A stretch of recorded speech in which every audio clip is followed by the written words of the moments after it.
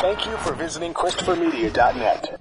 Do you know what people see when they Google you? Search engines don't always get it right. And when they're wrong, it's your reputation on the line. So what do you do when you don't agree with your search results? Call Reputation Defender at 855-432-4905. Reputation Defender is one of the most trusted names in online reputation repair. We have over a decade of experience in fixing people's search results, and we can help you too. Using cutting-edge approaches, Reputation Defender pushes unflattering information down to lower pages of your search results, where few people ever look. We also promote the good stuff so that it rises to the top, letting you put your best foot forward. Your good name is too valuable to leave to the whims of a Google algorithm. You owe it to yourself to take control with Reputation Defender. Visit www.reputationdefender.com or call 855-432-4905 for free advice on your situation. That's 855-432-4905. A dramatic pause says something without saying anything at all. Feet deserve a go-to like that. Like Hey Dude shoes. Light, comfy, good to go to.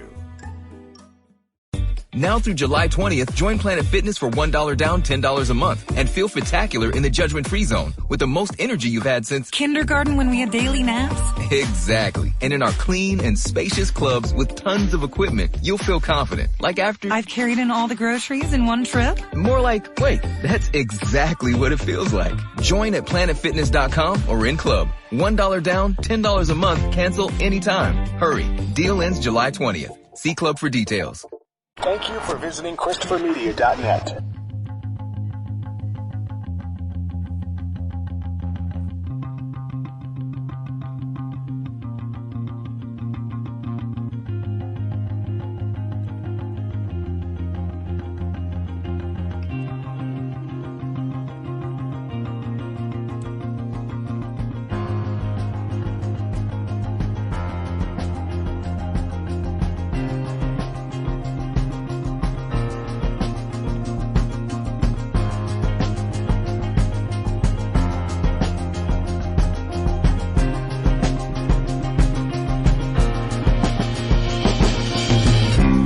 Welcome to Gen Exhausted. I'm Chris. I'm Rich. I'm Jess. We're jamming. Flea. Yeah. We were discussing before the show. I think we talk about Chili Peppers. We talk about guitar players and Chili Peppers way too much on this podcast. Whatever. We're not a music podcast, but I'm just saying. But go ahead. Gen Exhausted. Gen X stuff. No, just Flea and Chad Smith, arguably the best rhythm section in rock, arguably ever. I'll say right now, but arguably I'll put them up against like the Funk Brothers and shit, like James Jamerson and whoever his drummer was. Oh God, I don't. Dude, because they can do because Flea and I can't remember because Flea and Chad Smith can do any style. They can do metal, they can do rock, they can do funk, they can simply do like a ballad. Like they both know how to play their instruments well. Well, they're musicians who are, I'm assuming, probably rather well-rounded in what they've listened to, what they fucking absorbed, and what is in their musical DNA, especially a guy like Flea. For a guy like Flea to come up playing trumpet and at like 5-6 years old play jazz fucking festivals and have like 60, 70-year-old jazz guys go, who the fuck is that kid, and how the fuck does he sound like that at like 6, 7 years old? How the fuck? Like what? Like literally, his mother's like, that was one of the things they said is I think he was like 10, and he was at some festival and he was playing trumpet with this jazz outfit, and one of the, I can't remember which guy it was, but if in jazz circles, a very well known fucking musician. He turned and looked at the kid, Flea's mother, and goes, where the fuck did the kid get that tone at that age? And I was like, okay, that's something a musician would say. Because most kids who can really play have shitty tone on guitar, or it's like, you know what I'm saying? It's like, okay, we see the raw talent, but like, I've heard recordings of Flea, and it's like, yeah, he legit had that feel at 10 years old. That's just, you can't help. You're born with that. But to go from that to funk and punk and mix it all together and hang with the best musicians from all those fucking genres. Mm-hmm. That's rare air musician type shit. And that gets lost because everyone thinks bass with Flea. Yeah. They don't understand, like, that is a very well-rounded musician. Flea can play, like, everything. Here you go. Right here. Flea. Yep.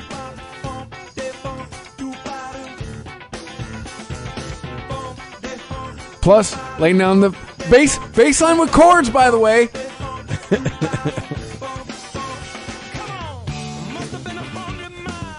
All right, well, anyways, we're going to get sued. We can't just listen to music. This isn't, hi,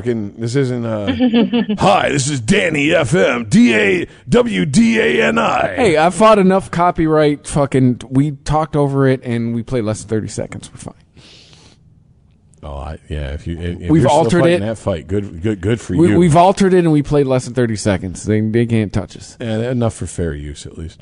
I got something I got. I'm sorry, this is a completely unplanned fucking thing, but I just gotta say this. I don't understand why every time I tell a joke online to a group of people that in my social circle who know me personally, that like there's always one or two I have to go into like some sort of comic fucking workshop and explain how comedy works because they take offense.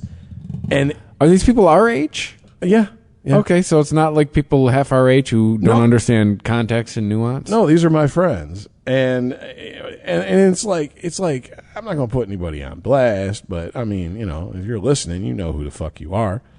Here, I don't want to misquote anybody because I'm not gonna put anyone's name out there, but like I said, I'm gonna want to be accurate in what I'm quoting. Okay, so anyways, I posted it's a meme, and it's got like, this is the meme. I know this is great radio or great podcasting, but it's two hipster dudes and a chick. And I guess I didn't understand that. Are those supposed to be famous people or just like rando hipsters? It just looks like random hipsters. Okay. And the caption is when the three. And by the way, they're one's wearing sunglasses, not looking like. Not paying attention, and it's like they're on a stage being interviewed. The other's like got the 1,000-yard stare. The chick has the plastic smile that every fucking like shitty employee has ever had.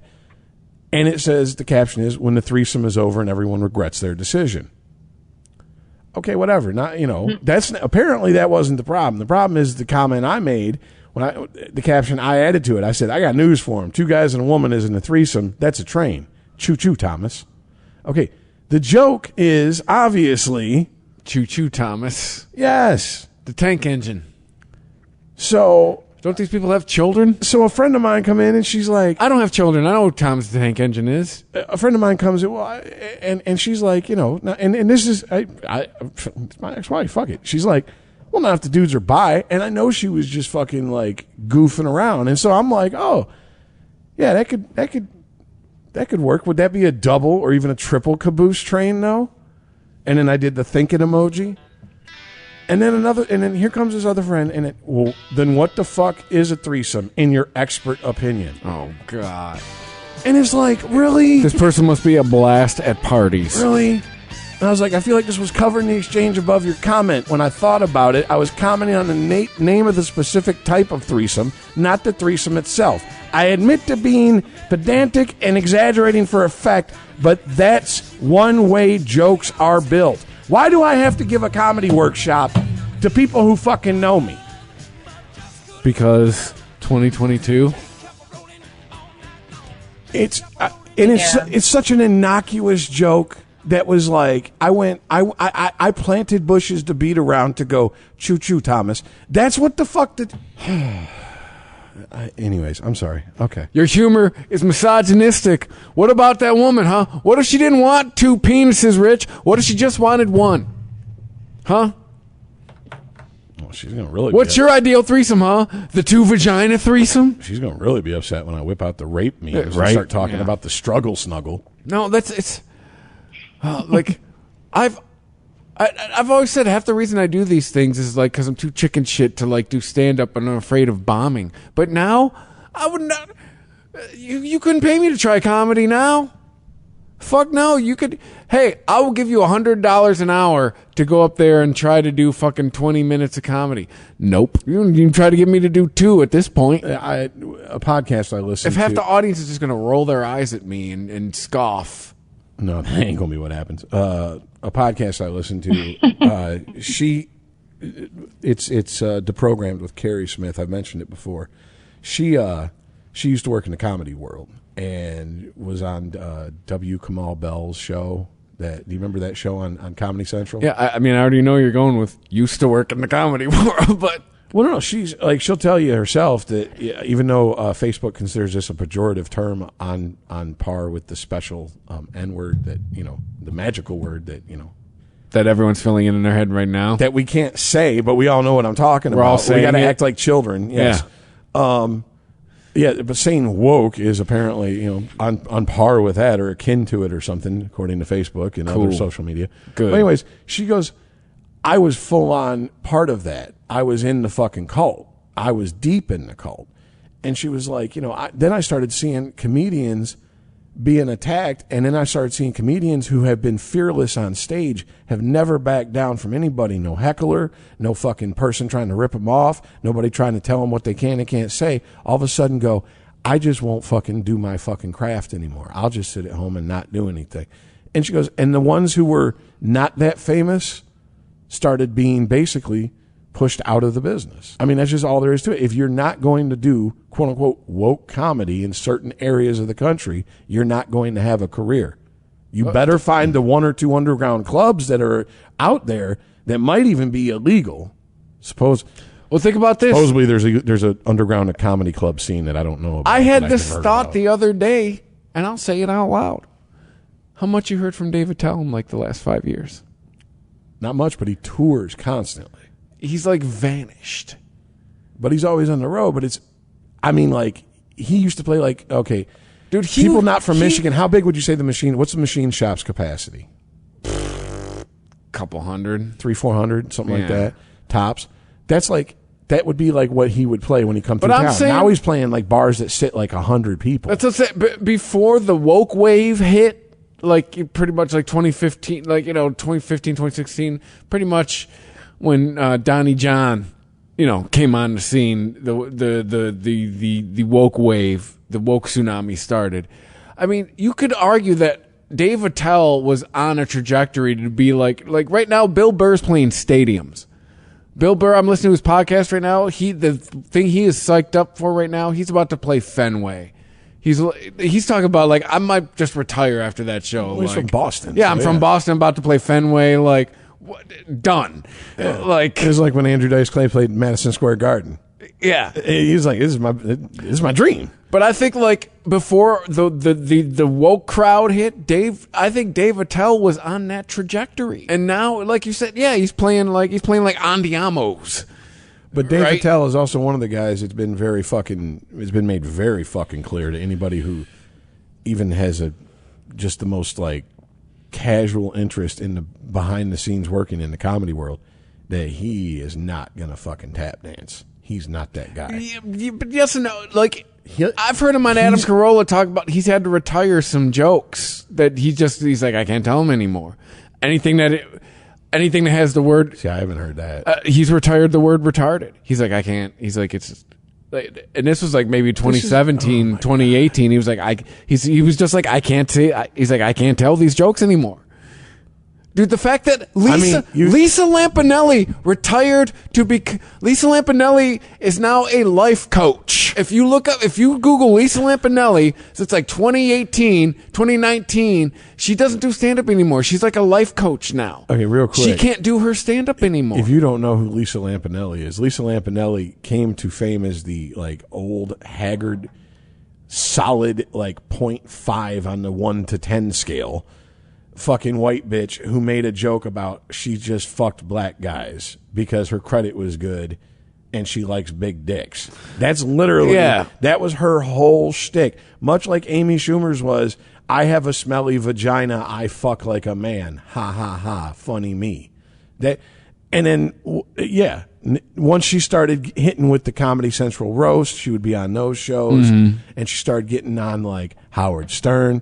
That's when Same thing, but it's the same thing that happens to everybody, man. The cool kids come to the table. See, Bill Burr has always walked that fine line. Bill Burr ain't dropping the word faggot. He is not Nick DiPaolo. Nick DiPaolo will walk into a room full of gay people and be like, yo, are all goo gobblers, and not give a fuck. I would argue that's straight gangster. Bill Burr, I mean, it's a trope, and I feel like I'm like bagging on him for like shit that most, until he got married and had kids, Bill Burr would do that shit. Yeah, well, Bill Burr. Yeah, fair enough. I've been listening to Bill Burr's podcast since like 2013.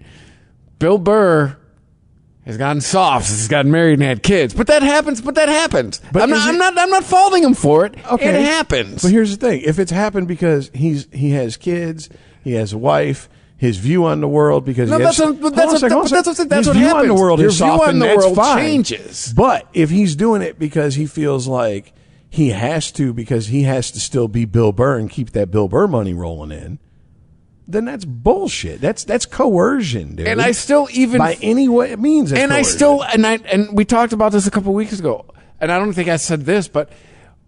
I remember listening to that podcast when he was tap dancing around, when he was on the, he's on the Mandalorian, when he was tap dancing around the Gina Carano. I remember losing like a monicum of respect for him, because he's like, I can't talk about it. He's like, I got a family, I got a job. I want to keep this job. Like, he kind of stood up for her, but he kind of didn't. He was very ambiguous about it, because it was like she said, like she had people call him like, hey, I'm on your side, but I got a family. Yeah. Like, seriously, yeah. And trust me, I have 2 kids in private school. Me 10 to 15 to 20 years ago would be like, whatever, you sell out, bitch. But no, like, as you grow as a person, check this shit out. Your perspective on life changes. How many times do you say you support the Republicans more than Democrats because they tell you the truth? Yeah. Whereas the Democrats lie and go, we're going to fuck you up the ass, but not really, but really, and it's for your own good, but it's just going to make your life completely horrible. Whereas Republicans are like, hey, man, sometimes you got to bend over. You got to take this dick. I mean, Hey, it'll be over in a few. Like, we can do this the easy way or the hard way. I'd rather somebody just tell me. Let's not turn this butt fucking into a murder. Okay, let's just go along with it. Hey, man, if I had to put a list of quotes from my old man, life is a shit sandwich. But the more bread you want, the more shit you got to eat. Then if that's your take on that, then your take on this shit should be like, if a corporation like Disney is basically going to Bill Burr, like, it would be a real shame if you spoke up and said the wrong thing about the Gina Carano situation, and, well, your time being employed by Disney here just came to an end. That'd be a real shame. But they're not coming out and saying it, then fuck them. Well, at least be honest. I'll give you begrudging respect for being honest. If you were like, yeah, fuck them. He went against the company line. You know what I like? No, I'd have mad respect for him, but I mean, it's kind of like how I see, like, on social media, certain companies have adopted this presence of, if someone comes in and trolls them, especially on Twitter, they just give it right the fuck back and don't care. Like Radio Shack's Twitter page. If you don't follow Radio Shack's Twitter, I'm not even on Twitter. They even exist anymore? Yes, and they're calling people cunts and shit. Who are people making jokes just like you just made? They're like, yes, we exist for batteries for your cunt mother's vibrator, and it's official Radio Shack fucking page sending that shit out. No, I'm not being like all Gen X like. Where? I know in like 2015, like they closed up shop. Where are they? Is this like someone just being like, well, they don't exist anymore. I'll just say I'm Radio Shack. Be like me, like start me like I'm Burger Chef. Burger Chef. Start a Twitter for Burger Chef. Hey, fuck you, McDonald's. I'm Burger Chef. Like, but the last time I saw a fucking I just said Radio Shack was 2019. I don't think I've seen one open since. The company I used to work, well, fuck it, I worked for Little Caesars. I worked in the franchise division. And like 2015, 2016, we were told, hey, Radio Shack's closing. If you're looking for locations for new Little Caesars, look at anything that's got a Radio Shack logo on it, because they're fucking done. Like, like I said, I'm not trying to be facetious. I'm like, where? I don't know, dude. I don't know. It could very possibly just be their website's up. It very possibly could just be Shack is back. Radio Shack. Are they online? Maybe let me finish the fucking sentence I've been trying to finish for the last 2 minutes. Do they have fucking brick and mortar stores? Well, that's I just don't what I was know about to that. go I just down. got here. Are they going the Toys R Us route? We're like, hey, we exist, but only online now. Exactly. That's what I think they are more likely what's going on. And definitely whoever's running their fucking Twitter account is obviously somebody that was in charge of their social media that they were just like, we forgot to fire this motherfucker. And then like people started liking it. People were like, we liked it. Radio Shack just told somebody, yeah, we got to stay open so your cunt mother has batteries for a vibrator or whatever the fuck it I'm was. gonna look up this Radio Shack Twitter. It's got the check mark and everything, so unless they fucking pulled a fast one. But anyways, the reason I bring this, once we get past the Radio Shack ha ha ha shit. Wait, hold on. Are you sure you haven't been looking at Ratio Shack? No, it's Radio Shack. Because Ratio Shack has things like people always say squirt is just piss, like I give a fuck. Ratio Shack. If Okay, you find a how about this? squirter- Sure, I am. Can we move on? Because it's like I don't know, dude. We could spend the next 20 minutes while we dig in our fucking phones, waiting for them to load and find this out. I'm not interested. Radio in Shack, anything. Kazakhstan. It looks like they have Radio Shack Express. They're in Hobby Towns. All right. Anyway, And then I found one Radio Shack at Westtown Mall. Like, they have stores. cool. I can go get like a realistic headphone converter. Well, I think the point I was trying to get at is that there's these corporations that make like I said, basically, someone looked at Bill Burr and had a conversation with him that was either flat out keep your mouth shut if you want to keep the checks coming in, or had very much subtext to that with a smile plastered over top of it, meaning, bitch, fuck around, find out. I mean, let's be honest. Or is there maybe Bill Berg's actually a savvy businessman and went, yeah, I got 2 kids now. But why does that make him a savvy businessman? If he's never been worried about offending his audience before, and now he's worried about offending his audience, how is he a savvy businessman? Is he hoping to capture the Disney audience?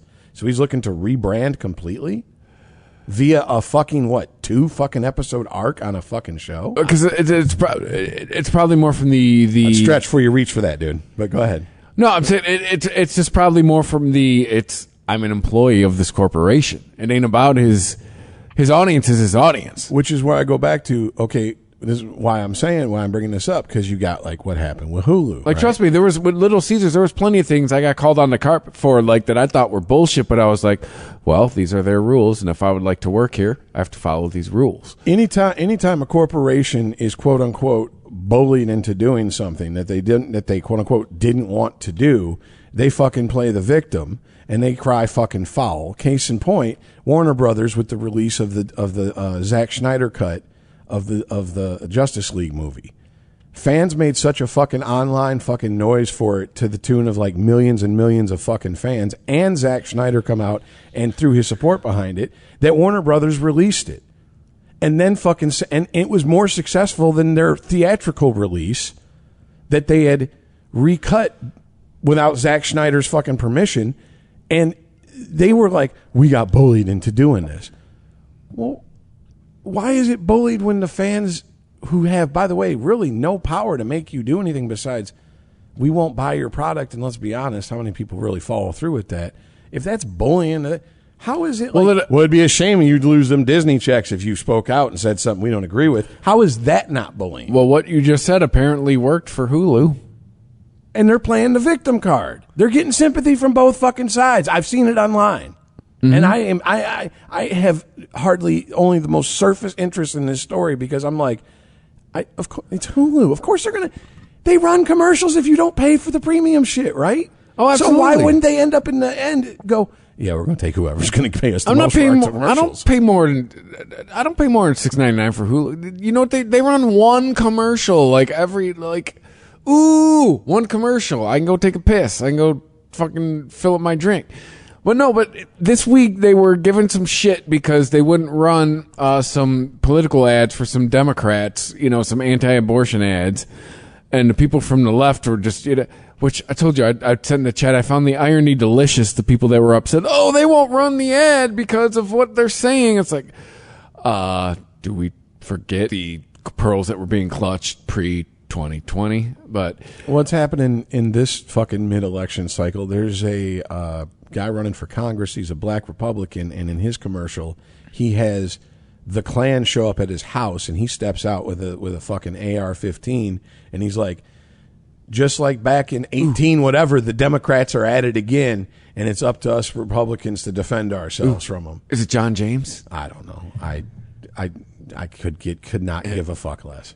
I just know that like people were like, "This is horrible." He said the Klan were Democrats, and it's like, do you know? This is just proof that you don't know shit about. Do you need history. a history book? Yeah. You don't even know. If you don't know what a blue dog Democrat is, then you need to shut the fuck up about anything about who founded the Klan, because you are. That is almost 100 years past where you should know. Like, you know what I'm saying? Like. Yeah, I mean, in case you didn't get the memo, 50 years ago, conservatives and liberals switched parties. It's been more like 60, 70, but it started, yeah. And by the time it finished, yes. By the time Nixon rolled around, yes. The parties had switched in certain parts of the country. And there was all kinds of calls online this week about, cancel your Hulu subscription and this and that, and they caved. Apparently enough people canceled their Hulu subscriptions. Like, it's crazy. We're going to take political ads now. Because and you know what? And get the fuck out of here, because I liked Hulu stance before, because they were like, we didn't want to take any. They didn't take any political ads because they like, we didn't want to. You know, we're attached to Disney. We just want to be straight down the middle. Like yeah. So you think you truly think that Hulu had no intentions of taking political ads? They said that was their policy until this week. They did not take political ads until this week. See, I don't know, man. I just there's so many fucking publicity stunts these days, and any time a corporate decision is made, they want to find a way to create controversy around it. Case in point, the Choco Taco's going away. All that is to fucking get older millennials in a fucking don't take my Choco Taco away. And 6 months to a year later, they're going to bring it back, and sales will go through the fucking roof, and we all fall for it every fucking time. You know what I say to those people? You didn't give a fuck about the Choco Taco yesterday. Now you give a fuck about it. Shut up. And if Hulu wanted to change, we want to carry political ads. Well, we're not going to carry them because it's against our policy. And then they get protested against. Then they can, we had no choice. No, but it all comes back to money. Enough people canceled their. Hold on. They can claim they had no choice and play the victim and get the bag playing fucking political ads. They can play both sides, and idiots take sides in this. Thank you. That's what I've been trying to say. Well, yeah, I mean, it's Jesus. You're right. It's win-win for them now, right? So let's stop acting like this is anything fucking real. It's a fucking cash grab. But the other argument will be like, well, now there's people. Everything in this fucking world is, isn't it? Well, yeah, you live in this country. There ain't no such thing as clean money. Yeah. But now, too, the other argument could be like, now they're losing money from the other side, because people on the right will be like, well, fuck Hulu. No, it's. Honestly, if Hulu's got any attachment to Disney. But are they going to run ads from both sides? People have already been saying fuck Disney and Hulu probably. And yeah, there's also that. And also, I have to ask this. Are these ads going to be regional and targeted towards certain regions, or are these going to be national ads? Because what's the point of running a national ad for a local congressman? I think it was just the point of getting them to run political ads in general. Like I said, it to me this smacks of a planted fucking here we're going to create controversy, and then we're going to play victim, but we're also going to cash these fucking fat checks because now, we got bullied into taking these ads. No, you didn't. You planned on doing it in the first place. Stop the bullshit. See, I don't think it was planned. Well, if it's not planned, it's definitely, once again, never let a good fucking crisis go to waste. I will agree with you on that 1,000%. But I mean, either way, it ends in the same result. Well, yeah, because now they get more. Now they get to take more money. Because now we're taking political money. I mean, that's what's to me. I'm kind of like, okay, we're told constantly that when a film comes out or a television show comes out and it gets quote unquote review bombed, that it's bots, that it's people from the fucking this and that, it's this and that, Russian bots, it's trolls with multiple accounts, it's right wing trolls, it's 4chan, it's 8chan, it's QAnon, it's the lizard monster. I don't fucking know. Any excuse they can come up with. But when this shit happens and it comes from the other side, it's political pressure. I know, right? No, I mean, it's they need to be seen. But trust me. I see you. But you know what? Sees you. But guess what? I'm equal opportunity of thinking you're an idiot. All you people who canceled your Hulu subscriptions, you're just as fucking dumb as all of those assholes who smashed their Keurigs. They already got your money. You're just not going to keep giving them $6 a month now. They already got your $6 a month you've been giving them for the last 10 fucking years, you fucking idiot. So what have you, what did you accomplish? Well, obviously they caved, but, so, I mean, who's the idiot? Me, right? Because they caved and that side won. Here's the thing. Hulu's business model is also vastly different from most other big streaming services. As far as I know, Hulu isn't putting out a fuck ton of original content. Isn't Hulu more like the back catalog and the older only television streaming shows? service I have continuously had since 2012 is Hulu. I have come and gone with Netflix. I have signed up and canceled a bunch of other shit. That's cool. Why I have it's bunch of it's cashing in on the Gen X and the 90s nostalgia right now. Half the shows I like to rewatch all the time are on Hulu. And so you got to think about it this way. Think about 10, 15 years ago, most of those shows you're watching on that, you could have watched for free on television. So they found a way to fucking monetize, even if it's pennies, a show that they would have fucking been probably making less for broadcasting and syndication on national television. This used to be common knowledge, and everyone's just forgot about this. Hulu. Google it. Well, Jess, you're the researcher. Google it right now. All major networks except CBS are involved in Hulu. Hulu, Fox, NBC, ABC, they're all involved. It is the one platform they all fucking get along with and put all their shit on so people can watch it the next day, or now they got Hulu Live TV. So let me ask you a question. Okay, since you have Hulu and you're obviously fucking you standing for fucking Hulu like a motherfucker, so you might as well go full fucking cuck for him. So explain this to me. No, because I don't have Disney hold on a Plus second, and all that. Hold on a second. No, because let's say like the Peacock network, which is the NBC streaming network. It doesn't. The other one I have. Doesn't that make if they're showing? Does Hulu show the new stuff that's on the Peacock network? Like the new shows that are maybe being streamed there, not shown on TV. They used to. I can't say what's happened since Peacock showed up, but I know I was one of the first one of the first cord cutters 10 years ago. Ooh, but that's how I would watch Parks and Rec. Is I would watch it on Friday because it would air on NBC on Thursday, and then the next morning it would be available on Hulu, and then I would watch it on Fridays on Hulu. See, because it used to be I could go on Hulu back in 2010, 2011, not pay shit, and watch all of Law and Order SVU for free. Yeah, they'd have commercial breaks in there, and if you fast forwarded or rewound, you'd have to sit through a commercial or two. No. But I didn't give a fuck because I didn't have fucking cable. So it was just like watching TV to me, except for I didn't have to fucking pay for cable. Now, since Peacock showed up 2 years ago, don't know, but I do know, it used to be if you watched a Fox or an NBC or an ABC show, you could watch it the next day on Hulu. Okay, well, the reason I'm bringing all this up is because I'm wondering if they had access to, certain streaming platforms' exclusive content. Let's say, when Peacock put out their miniseries Brave New World, if you could stream it on Hulu and Peacock at the same time, why would you get Peacock? So it's seems like they would have to start holding back, which would make Hulu almost like an exclusive way, basically a legal way to watch old television. And if that's all that is, what do you say all the time about business, Chris? If you're not growing, you're dying. They got to fucking find a way to grow their revenue stream. So fuck it. Let's start fucking putting political ads on the air and getting paid for it.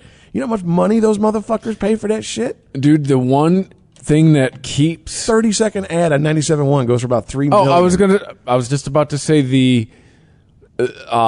The one thing, when all of the advertising money disappeared in radio 2 years ago when the pandemic hit, the one thing that I was going to say buoy. I always hate people say buoyed because it's wrong.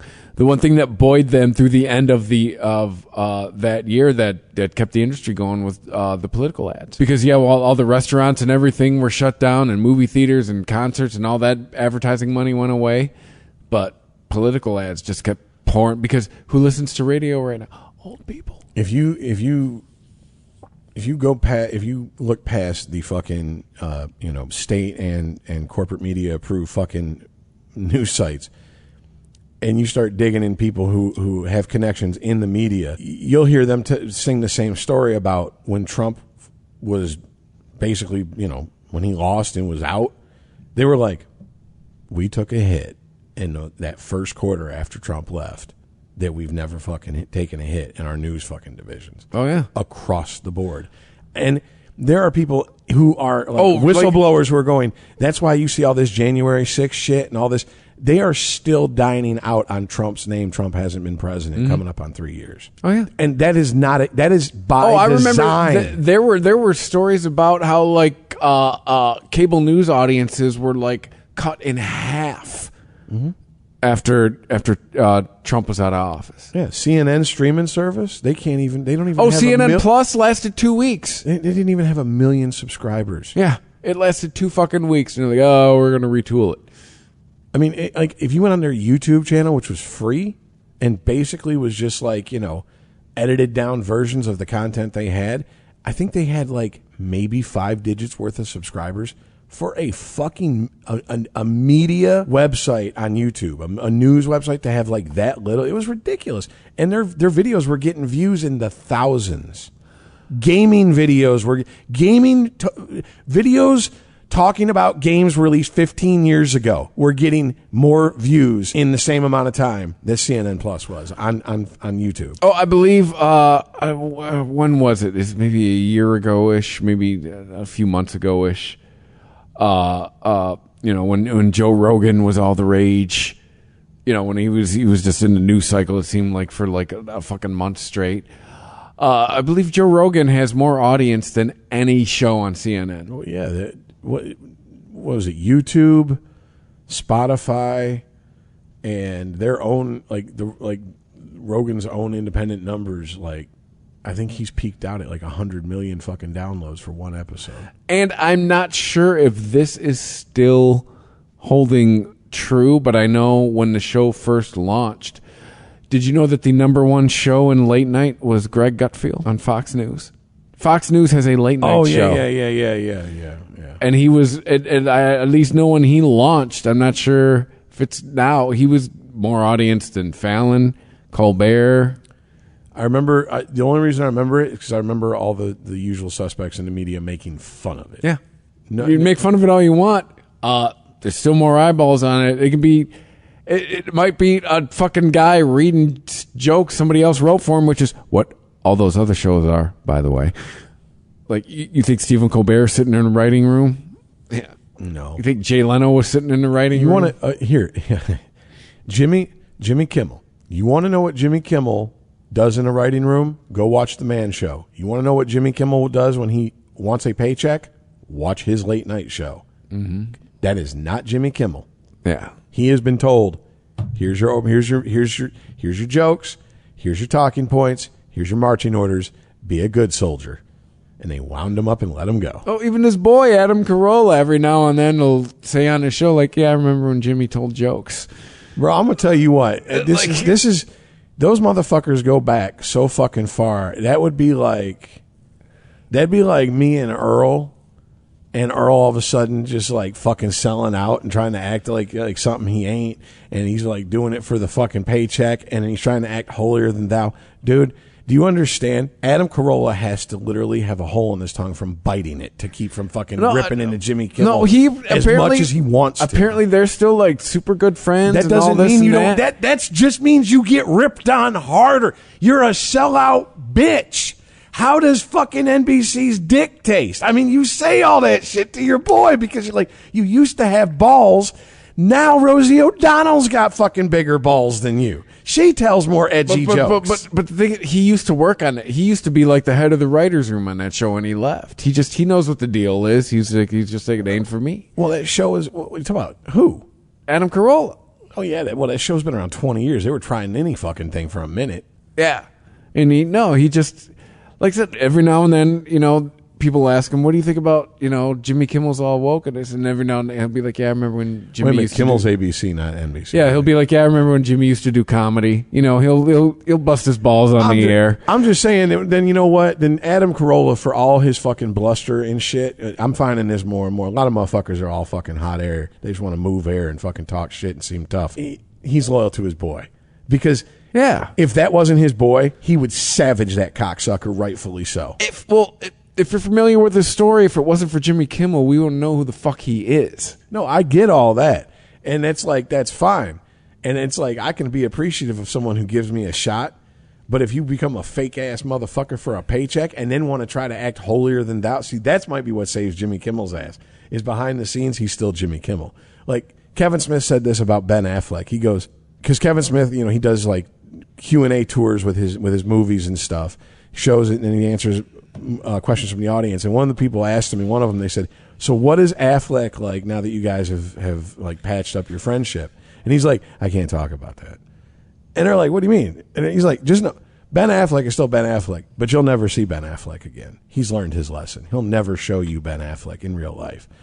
Like you see what Ben Affleck has to do to survive in this industry.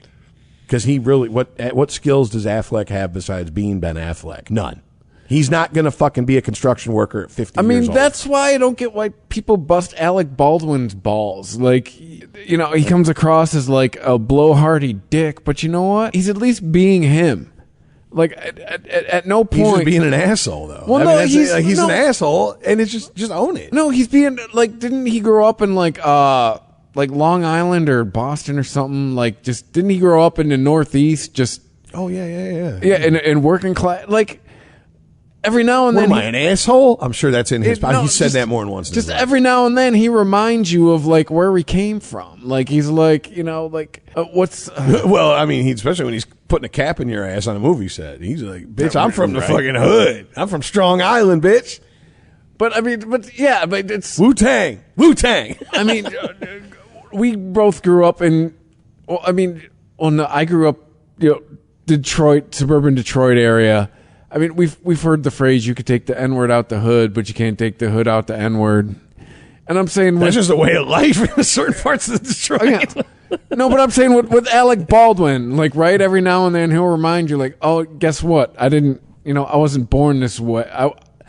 I wasn't born a millionaire. I was born a working class mook who someone took my parking spot. I'm a fucking... But it's his holier than thou bullshit that he comes off when he starts getting on his fucking political high horse that fucks him over. I really don't care. Dude, honestly, I do not understand why people give so much fucking credence to what these fucking celebrities have to say about anything political. If they agree with you, good. If they don't, who gives a fuck? Do you enjoy their work? Then enjoy their work and let them fucking think whatever the fuck they want. Yeah, like, who cares? Why do you care about the guy who played the fucking husband in Beetlejuice, who he votes for? I understand what you're saying, yeah.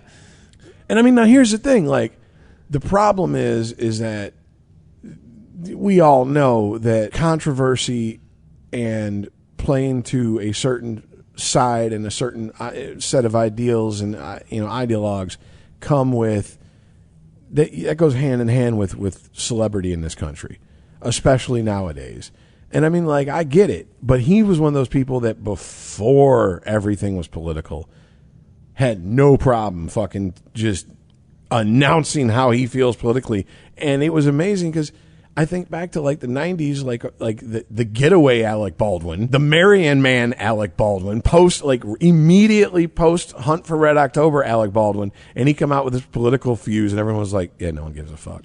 Well, no, because and he could still have a career. No, but that's the thing, because back then, like if the art is good, who cares, right? Because I also thinking about it too. I was thinking about this today, like Jess. I'm sorry, have we completely lost you? Right? Oh God, we've lost Jess.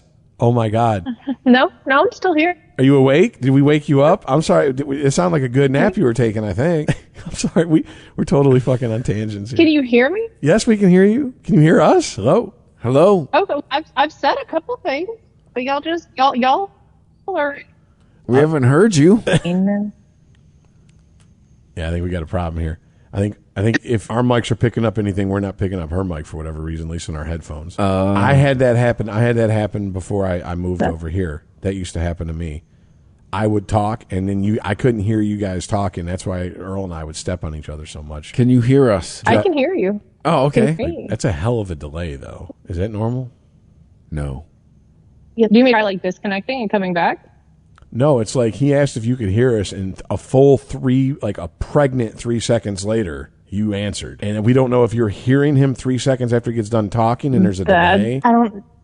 I'm responding as soon as I hear. And yeah, there's a delay somewhere on this line. There has to be. Huh. Let's try reconnecting. We'll call it back in a second. She just heard that right now. Okay. Hello. Okay, you're coming through a little bit more clear. Am I and you back see now? Okay, you're breaking up, but you are coming through in real time. Is it something on my end?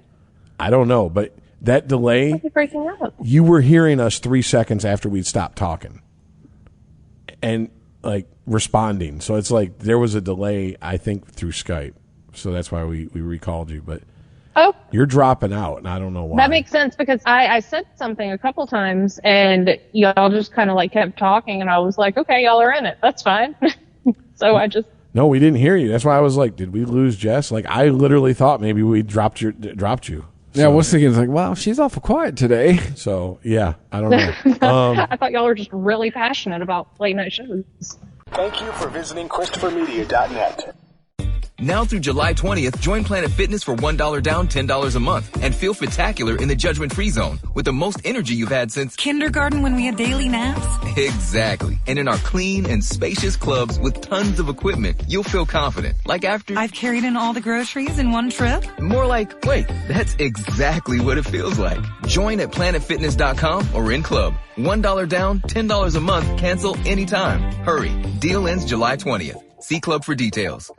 Money is the #1 cause of stress and the #2 cause of divorce. Make your money go further and work harder with a certified financial planner from Facet Wealth. Financial planning used to focus on retirement, but Facet helps you with today. You get a dedicated financial planner that guides you through every financial decision. Inflation, interest rates, stock market changes, home prices. How do you figure it all out? Well, every advisor at Facet is a certified financial planner and fiduciary. That's just a fancy way to say they have the best training, and they're legally bound to do what's in your best interest. This isn't just about investments. It's about taking care of your money so you can start living a better life today. Facet has a simple flat fee, no hidden charges, and with nothing to sell, there are no commissions. Visit tryfacetwealth.com for 2 months free off your first year of financial planning. That's TRYFACET wealth.com. Facet Wealth is an SEC registered investment advisor. This is not an offer to buy or sell securities, nor is it investment, legal, or tax advice. Mary redeemed a $50,000 cash prize playing Chumba Casino online. I was only playing for fun, so winning was a dream come true. Chumba Casino is America's favorite free online social casino. You too could have the chance to win life-changing cash prizes. Absolutely anybody could be like Mary. Be like Mary. Log on to ChumbaCasino.com and play for free now. No purchase necessary. Void where prohibited by law. 18 plus terms and conditions apply. See website for details. The voice in the preceding commercial was not the actual voice of the winner. Now through July 20th, join Planet Fitness for $1 down, $10 a month, and feel spectacular in the judgment-free zone with the most energy you've had since kindergarten when we had daily naps. Exactly. And in our clean and spacious clubs with tons of equipment, you'll feel confident. Like after I've carried in all the groceries in one trip. More like, wait, that's exactly what it feels like. Join at planetfitness.com or in club. $1 down, $10 a month, cancel anytime. Hurry. Deal ends July 20th. See club for details. Is it acceptable to go to Mickey D's just for a drink? Of course it is. But good luck leaving with just a drink. It's more than a drink. It's a Mickey D's drink. Sip a Minute Maid slushie at McDonald's. Enjoy deliciously refreshing flavors like strawberry watermelon or tropical mango. Or try $1 any size soft drink. Price and participation may vary, cannot be combined with any other offer. Ba-da-ba-ba-ba. Now through July 20th, join Planet Fitness for $1 down, $10 a month, and feel spectacular in the judgment-free zone with the most energy you've had since Kindergarten when we had daily naps? Exactly. And in our clean and spacious clubs with tons of equipment, you'll feel confident. Like after I've carried in all the groceries in one trip? More like, wait, that's exactly what it feels like. Join at planetfitness.com or in club. $1 down, $10 a month, cancel anytime. Hurry. Deal ends July 20th. See club for details. Thank you for visiting ChristopherMedia.net.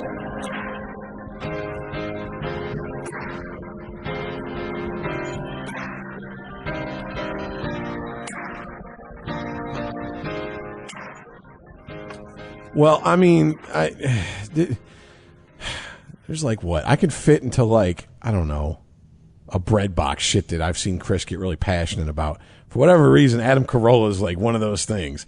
Like Adam Carolla is like, don't talk shit about Adam Carolla. Don't talk shit about him. Like I value our friendship, but there is a line in the saying. I know a lot about the man. I've listened to his podcast for like 10 years. No, I mean, I got you. I understand. But it's just, it's funny because it's like, I don't know anyone else who gives a fuck about Adam Carolla as much as you do. Aaron might. Yeah, kind of, but I think that's a hate listen. Like, he's like, I can't believe he talks shit about Lou Reed. Oh, no, we're on the same page with that. Like, Aaron and I both think his taste in music is terrible. Oh, most people's taste in music is terrible. Most musicians' taste in music is terrible to certain other musicians from other genres. Some of the people he hates were like, no, can't agree with you there, Ace Man. Nope.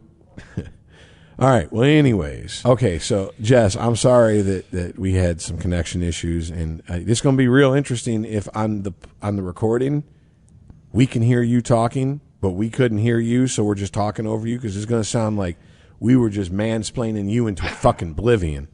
So no, you can see, like, signal. You can see the sine waves. Signal, So dick 2020, signal, guys. and then back to good signal. Yeah. All right, so there was a drop in it. Oh, okay. Well. Yeah. All right. Well, anyways, did you have anything? Whatever. To No, add? fuck that. We mansplained over her. I know. Hey, you know, we'll get the Pink Mafia after us now. Hey, ho, ho! This pianist party's got to go. Right. Hey, ho, ho! But did you have anything to add to the Hulu discussion? I'm sorry. I know that's like a whole lot to dump on you. No. No, it's fine. Well, we can move on. I think y'all covered my thoughts pretty well. Okay. That was good job, y'all. Good job, guys.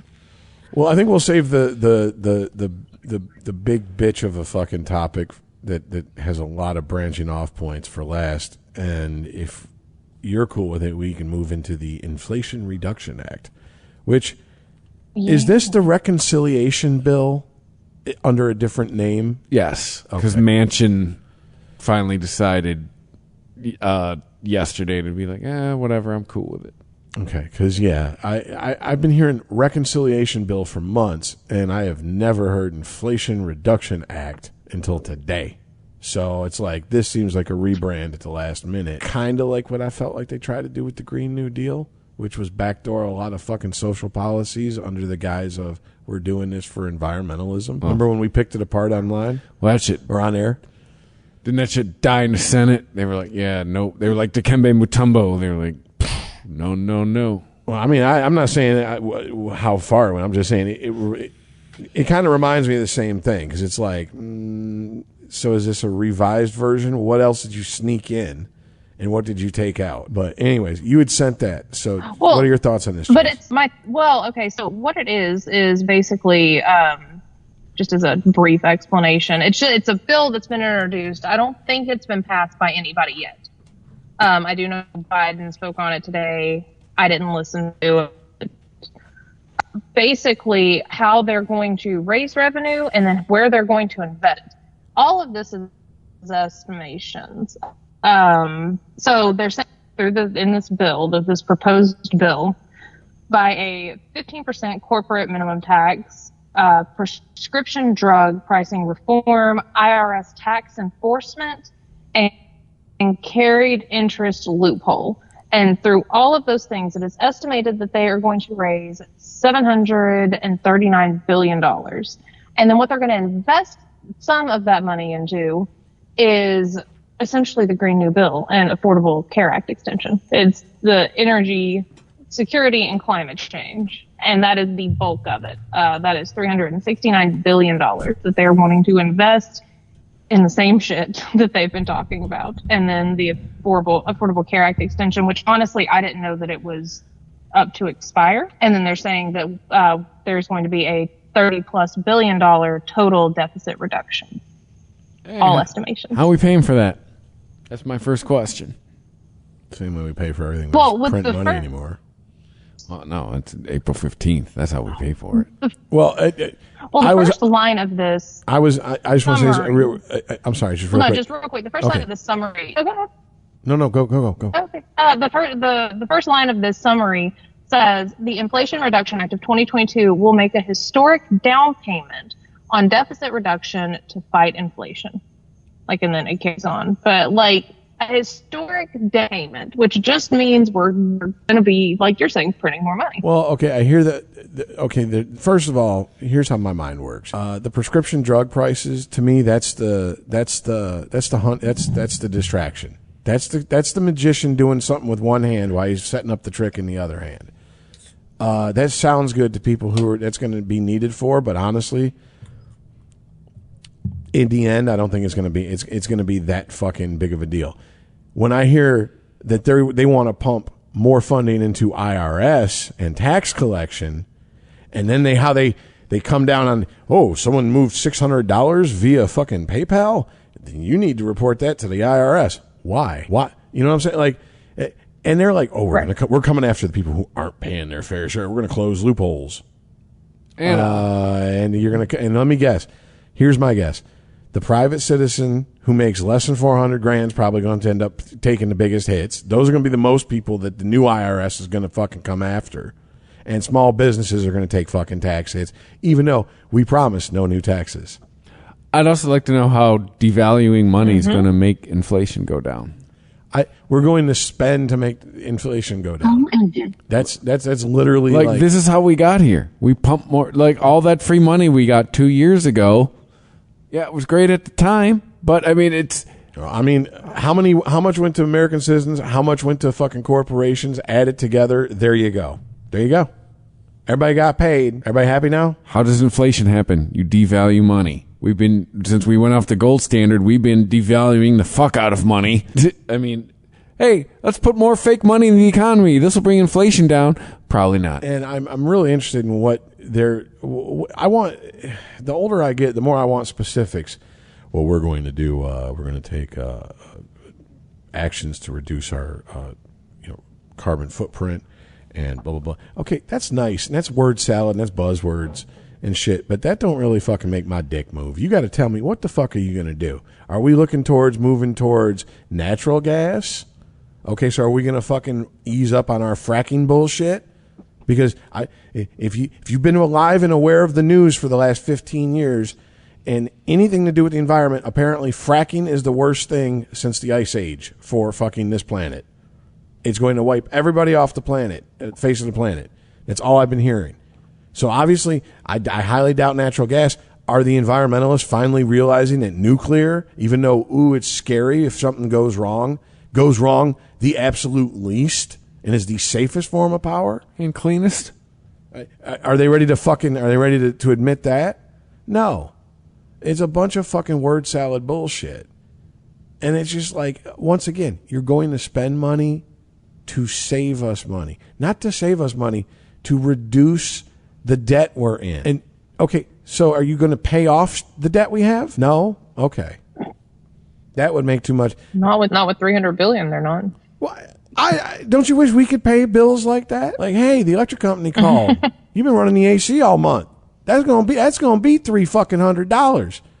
Well, I don't know. How about I don't pay it?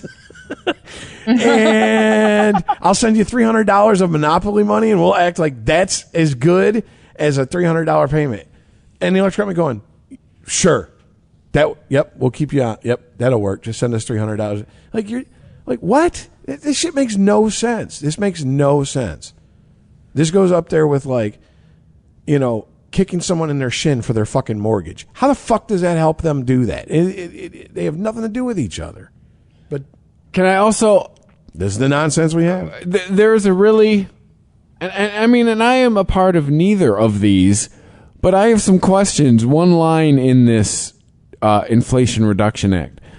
Make biggest corporations and ultra-wealthy pay their fair share. You notice how in every other bullet point there's fucking a figure? Yes, it means nothing, dude. It's just to fucking placate a certain type of person. Details. What do you mean? Exactly. Exactly. What does that even mean? Is that something that... Are you trying to get a 25-year-old to get in the voting booth in November? Is that all that means? Specifics.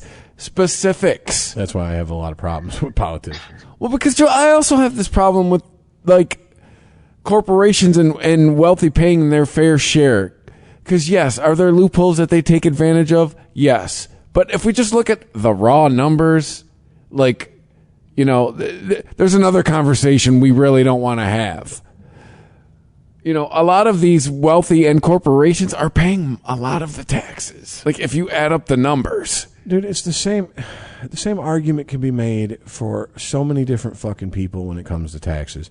Well, the poor don't pay taxes. Okay, yes, technically, yes. Most people who make under a certain amount and are just either under or hovering around the poverty line get all their money back. It's basically an interest-free loan to the government for a calendar year. That's what that is. But let's not act like they don't pay taxes. There's tax on every fucking thing in this country. So stop the bullshit, but people won't do that because they want to paint it a certain way. And it's bullshit. I want the truth. I don't want spin. You want to spin?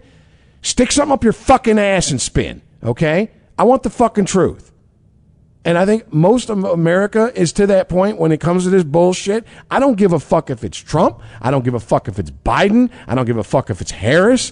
I want someone to tell me, what the fuck are you going to do with all this goddamn money? And I want real fucking results. And let's hold their feet to the fire. But we won't do that, will we? No, because, I don't know. What's the newest fucking reason to vote against these idiots? To refuse to fucking join in on this nonsense. It's the most important election since the last most important election ever. Right, yeah. I hate that shit. It's the most important election of our lifetime. Until the one 4 years from now. Then that one is. At least sports knows they're full of shit. How many fights of the century happened in the 1900s? Yeah. Okay? They knew they were full of shit. Politicians will come in your fucking hair and tell you, I didn't just do that. Fuck you. Get your cum out my fucking hair. At least sports knows there's a P.T. Barnum element to it. Well, God damn it. Sports, I expect entertainment. The problem is using politics as entertainment has turned politics into this. And by the way, I wasn't the only one warning about this for fucking ever. And it's historical precedent of it never goes well for a society when politics becomes a major form of entertainment. And yes, entertainment, not the boring watching and goings-ons of what happens in the day-to-day shit of government, but this performative bullshit that our politicians now do. That's what I'm talking about. Oh, absolutely. And my proof for what you just said would be, let's look at the ratings of C-SPAN versus the ratings of Fox or CNN or MSNBC. Bingo. Because if you really wanted to see how government works, you'd watch C-SPAN and you'd be bored to fucking tears. Do you guys know the name of the politician who they're making a big deal about? Like, he ran during January 6th. Oh, Cawley, Josh Cawley. Yeah. Jess, have you heard about this? Have you seen this video? Or Madison Cawley or something? Or Hawley or something? Hawley? Do you know who I'm talking about? Hall. Yeah, I know who you're talking about. Yes, I just saw Josh Hawley. I mixed him up with Madison Cawthorn. Yeah. Okay. Now, I bring this up for this reason, but I have to, if you haven't seen the video, there's video footage, literally it looks like 4 frames per second footage. Like, it's almost a slideshow, of him running across the hallway in like an office building hallway. And then there's footage of him like double timing down the stairs, by the way, with at least, a dozen and a half, maybe 2 dozen other people, politicians, all double timing down those stairs in as big of a hurry as him, yet he's the one that gets singled out. I had no idea why. Yeah, but do you know what he did? He turned it around. Then I looked into it, and then I found out why they went after him. 1, he's Republican. 2, he made some fucking comment about, like, standing with the fucking protesters or like supporting the protesters' right to protest, and they fucking dug that up and threw that back in his face, said, see, he's a hypocrite. But he turned it around and used it to raise funds. Well, of course. I mean, if he's got a good political advisor, he has to do that. Yeah. I mean, that's what you pay them people for. Dude, if I had no soul, like I do have a soul, I'm just dead. My soul's dead inside me. But if I had no soul, I could totally be a political advisor because I could tell you how to fuck over everybody. But I have a conscience, and I don't want to help people fuck over other people. Right. That's just not my thing. But anyways, have you seen that video, Jess? Yes, I have. I saw the slides that you showed you were talking about. Yeah. First of all, it's like they're acting like, oh, look at that. Look at the speed with which motherfucker, it's 4 shots. You literally see 1 leg, 2 legs, 2 legs, and then his back leg. You know what it is? It reminds me of watching a frame-by-frame version of Scooby-Doo when they would run back and forth in a haunted house between rooms and shit across the hallway. That's what it looks like. By the way, you all ran. Everybody ran. That's what I'm saying. You all ran like a bunch of bitches. But because he's Republican and blah, blah, blah, blah, and this and that, and this and that. And it's like, really? The left crafts the narrative right now. They're going to. They control all the networks. Well, I mean, I've said since the first, going back to Unregimented, when we did the show after January 6th, bunch of pussies as far as I'm concerned. Your politician, some of those politicians had been talking that shit. And by the way, it was, I don't care. I saw it with my own eyes. You can disagree with me. You're wrong. Deal with it. But it was openly talked about the protest when they were going to ratify the fucking election on January 6th, the protest that people were going to in D.C., in the Capitol. That was not hidden. That was not fucking secretive. That was not planned behind the scenes. It wasn't fucking conspiracy. It was talked about in Facebook groups, in my friends' fucking posts that if you go back and dig up, even though Facebook makes it almost impossible to do so, you can go look and see for yourself. Yes, sorry. And all them politicians ran. And I said, pussies. Not one of you there's not one fucking leader on that bunch, because a leader would have got out there and said, look, I agree with you. I think there's bullshit and there's fuckery afoot, but this ain't the way to do it, because you're just giving them what they want. They're going to demonize you and they're going to turn you into they're just going to paint with the broadest brush across every one of you. You are doing more damage to your cause. At least try to speak fucking reasonable to them. Not one politician in this country did that. They all that were there ran. Yep. And we're going to vote. No. Red I'm ties. not voting for shit. Blue ties. They all ran. Chicken shits. And here's what don't make any sense. How many of them are fucking former goddamn combat vets? What are you running for, motherfucker? You face death on a battlefield. You can't handle 350-pound fucking pre-diabetic fucking middle-aged people? Seriously? Come on, Dan Crenshaw. Oh, his ass got exposed. Anyways, that's another story. Anytime I start to like a politician, like I like politicians like that I disagree with, like hardcore. I like them like on a personal level when I see them talk, but their politics is bullshit. He's a grifter. That motherfucker got caught with his hand in the cookie jar stock-wise. He beat like 98% of the stock market magically without insider information with all his stock moves in 1 year. No, dude. You're not that much of a genius. If you were, you'd be a billionaire by now. You'd have been making those moves decades ago. And to shit on the other side of the aisle. Oh, Pelosi does the same thing. Yeah, Pelosi's husband bought all the stock in NVIDIA right before the quote unquote chip shortage. I don't think people really understand, especially younger people, but politicians up until maybe the last 20, 30 years. And Martha Stewart did a bid for that shit. Up to the last 20, 30 years, it was all fucking political theater, unless it was like two politicians had a genuine personal dislike for each other.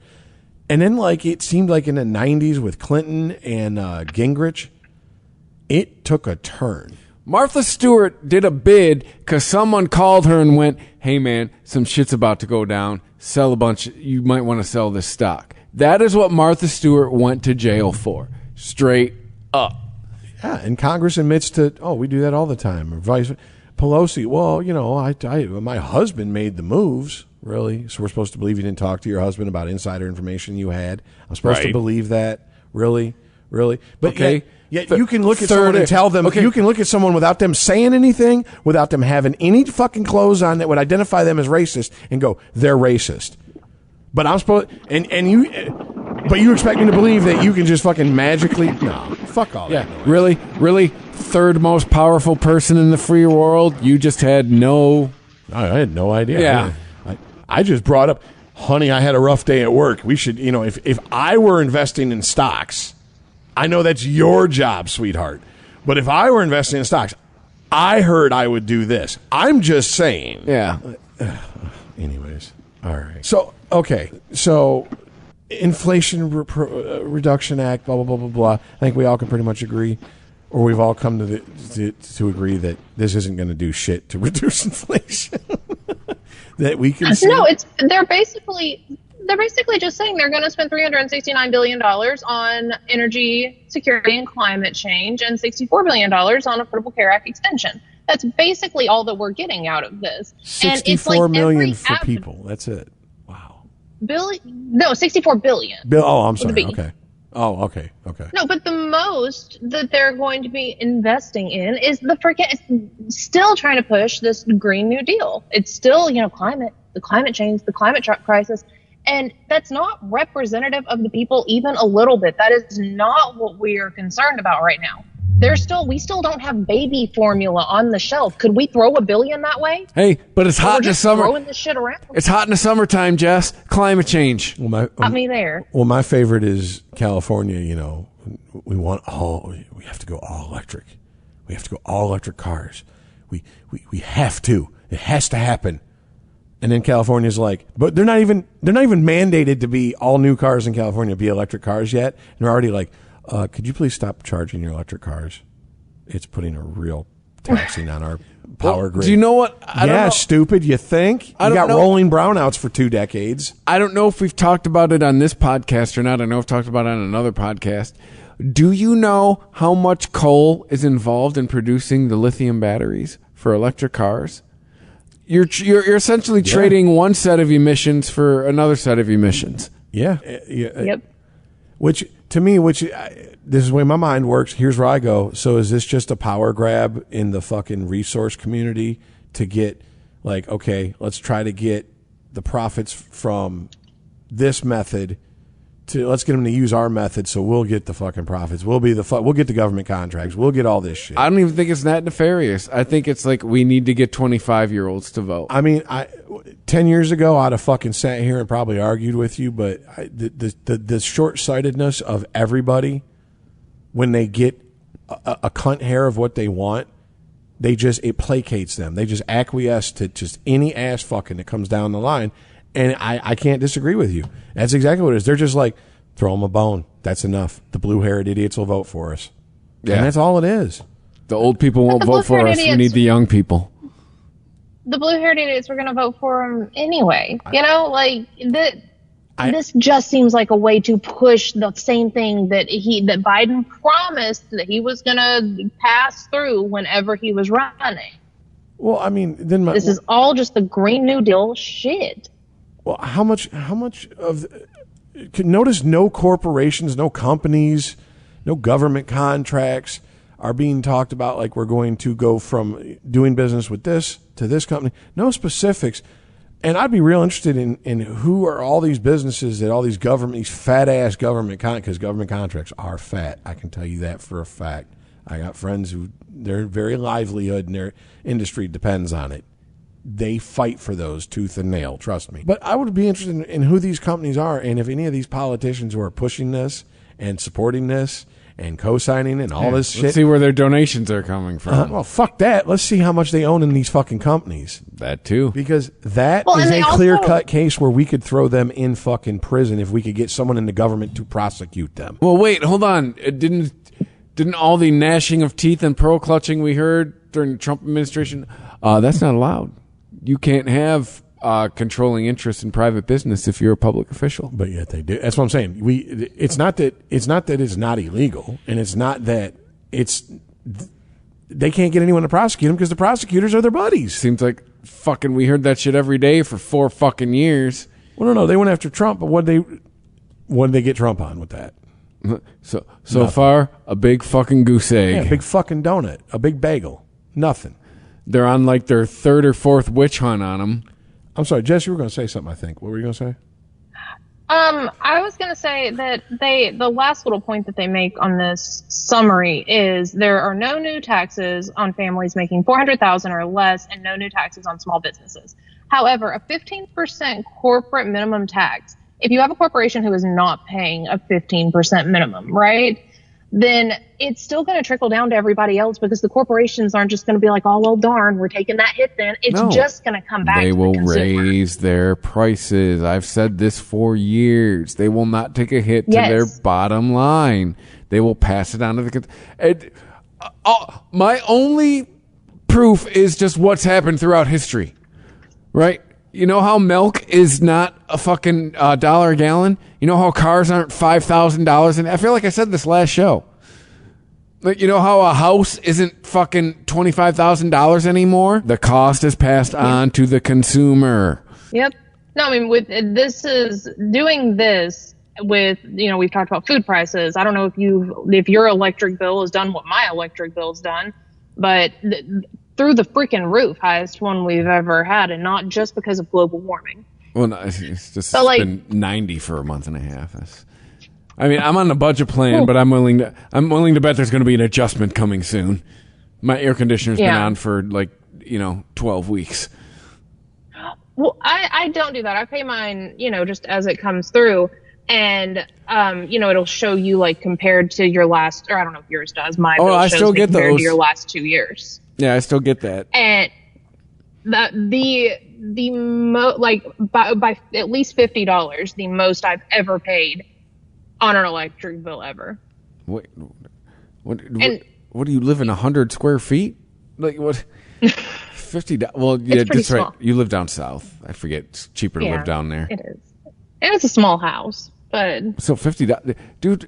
When I lived in apartments, I was paying like $70 for electric. No, my house, the house, $50 over what I've ever paid. My electric bill wasn't $50. Oh, I thought you were saying. I wish. Okay, well, no, I did have the house that Aaron and I split before he moved in. My electric bill was between like $40 and $50 a month. I have no problem sitting in a completely dark room, and the only thing lit is the monitor I'm looking at. I am cool with that, especially when I got to pay the electric bill. Like, dude, I go around shutting off lights around the house because I'm like, oh, he's going to be pissed. But I'm like, it's his house. Let the motherfucker, you want to, I mean, what do you got stock in, like, Edison? Knock yourself out. Right. But no, I mean, like, I'm with you, but real quick before we move on from this, the Inflation Reduction Act here. Jess, I don't know if you were on the show when we talked about it. Chris, I know we talked about it with Earl, so I know it's been recently. Modern money theory. Remember us talking about that? Remind me. Basically, the theory is that since the government prints money, and money really isn't backed by anything since we're off the gold standard, then it's only worth the value because we all agree, and the government goes, this is what it's worth. So they can just print money and put it in circulation, and to take it out of circulation, use taxation to take it out.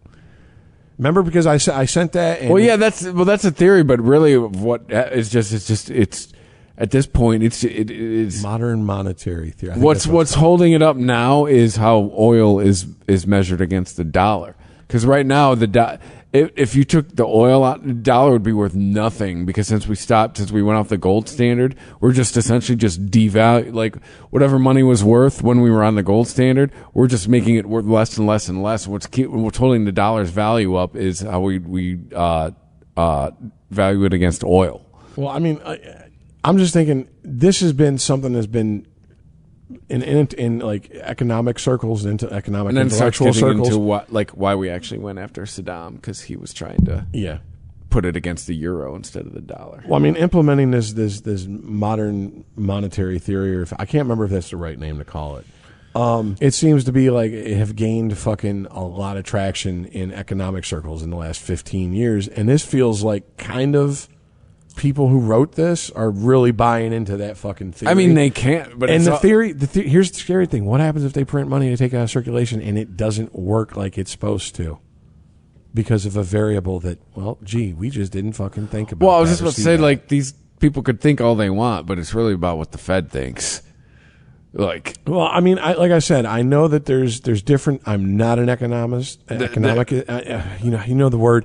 I don't. I'm not even gonna fucking act like I know about it. The Fed is really driving the bus. There's different schools of thought when it comes to economics. There's like Keynesian fucking school and et cetera, and the Austrian school and all this other shit. And I know a little bit about it, not enough to where I would sit and have a conversation with anyone who really knows shit, unless it was a conversation where I'm picking their brain. But from what I do know, how this MM theory has been explained to me, or whatever the fuck it, I got to be misremembering the name. But anyways, it seems like this is a kind of a way to implement it, or at least some of the principles in it. Like, we'll spend and tax, and we'll be fine. And it's like, but like you pointed out, you can't just keep printing money and going, it's worth this. Because eventually people are going to be like, no, the fuck, it's not. It's not. If a dollar is now worth 75 cents compared to $1, who cares if you hand me two of the motherfuckers? Mm-hmm. If I need $2, I still got to beg for 50 cents. What the fuck good does it do me? You know what I mean? So that's just a question I'm throwing out there. I don't know. So yeah, maybe a listener who will take some initiative and knows about economics can send us some info with that shit at our various websites. Well, anyways, moving from one shit show to another, which is just, this is, to me, this city has become just a punchline here in America. And that's saying quite a bit. Los Angeles? I'm not even counting Florida or California in that. Like, to me, they got both of them Trump. And Florida man works overtime because you don't sleep when you're that methed up. Florida man's always up to some bullshit. Florida or Germany. You remember that fucking bit. Germany or Florida. Germany or Florida. Well, no, too. I mean, we talked about it in a Wiesman. Florida man has also given birth to Florida woman.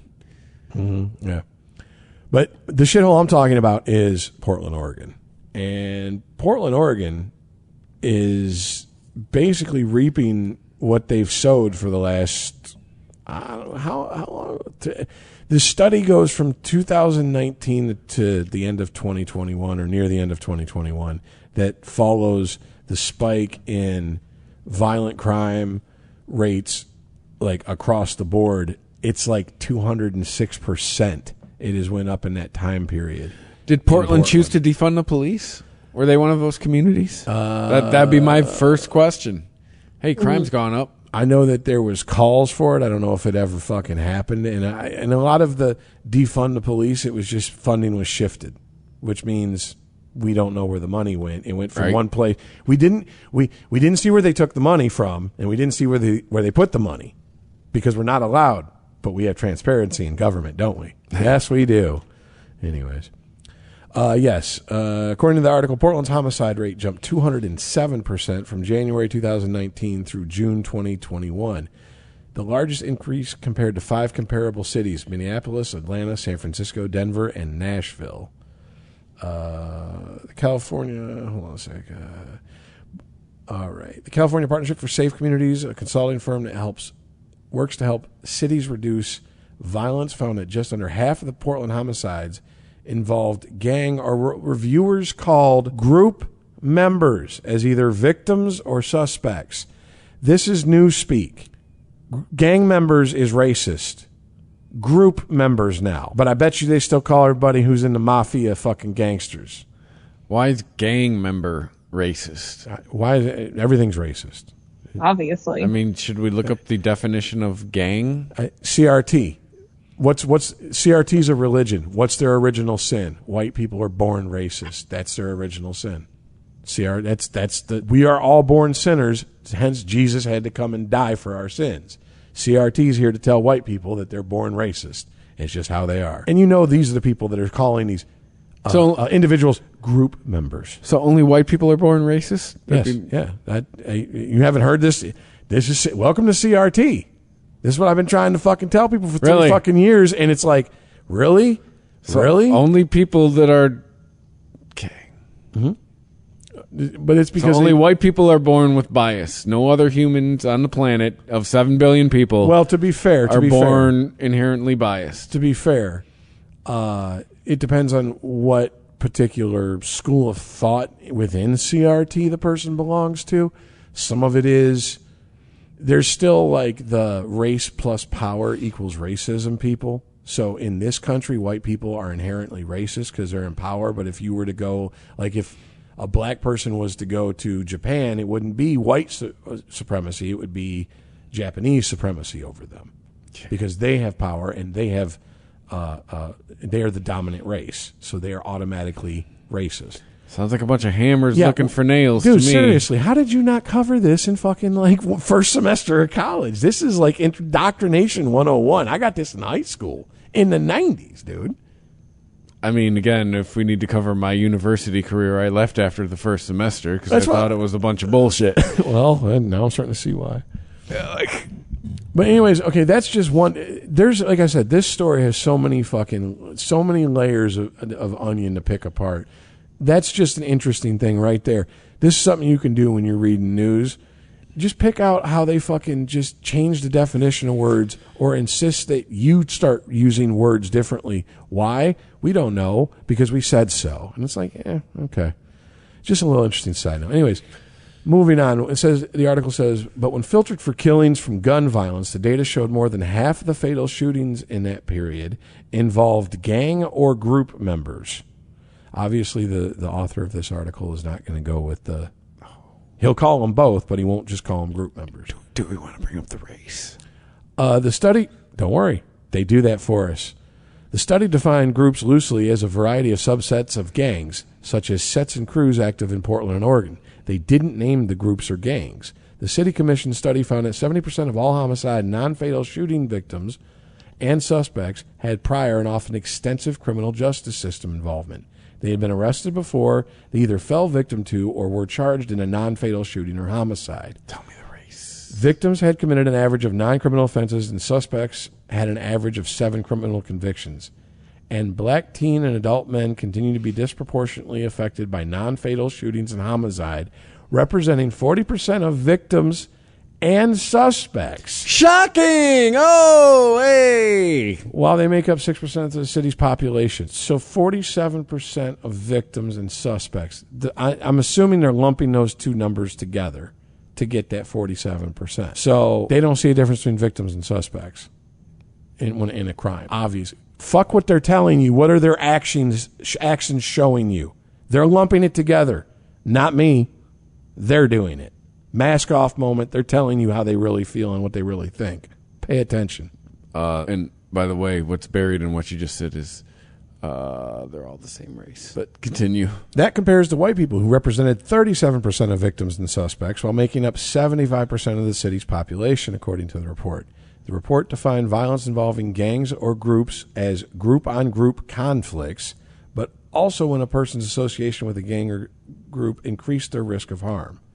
California Partnership also studied non-fatal shootings, blah, blah, blah, blah, blah, blah, blah, blah, blah, blah. Yeah, so long story short, I mean, and it's this article is a lot longer than I realized. I'm sorry. It goes into a lot of the statistics and stuff like that. Hey, let's throw some hate facts out there real quick. Let's see. Okay. So, of your little, statistics you just gave there, roughly, if you just wanted just based on, the percentages against the percentages, so like, roughly 50% of the white population, involved in the suspects and the victims, right? But if you want to do it proportionately to the black population, did they use black, or am I being racist, or did they use colored or people of color? I think they said black and brown. 783% compared to the population. Dude, what? Okay, here's the deal. Okay, do you feel better pointing that out? Because that's the only reason to point that out. Nobody who is you're trying to get through to is going to give a single fuck about anything you just said. You're right. I mean, they don't care because they have an excuse. Crime is never the criminal's fault unless it's a white-collar, white male crime. Then it's always the criminal's fault. Crime is a byproduct of poverty and oppression and systemic racism. And if you don't agree with that, well, then you're just an istophobe and go die somewhere. And it's like I don't even care about the stats as much as, do you not see there's a correlation between the calls for let's defund the police, let's fucking have community fucking policing, which is basically they want social workers wandering around dealing with fucking violent criminals, which is like, yeah, nothing can go wrong there. That sounds like a setup for a gangbang porno.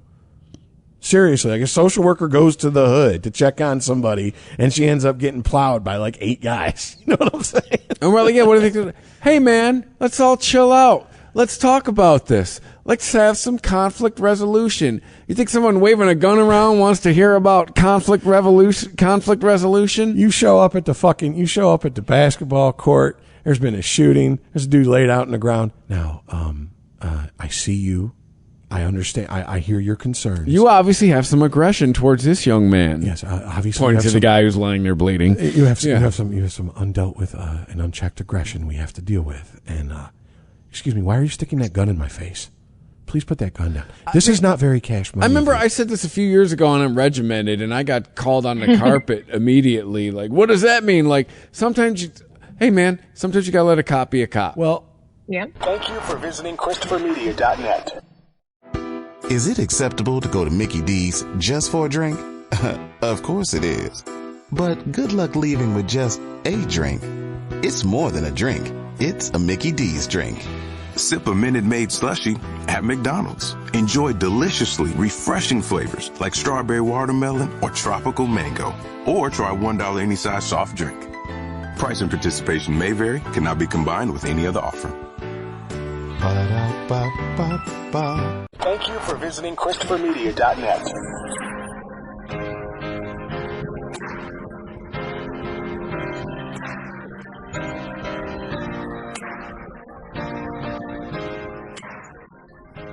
okay.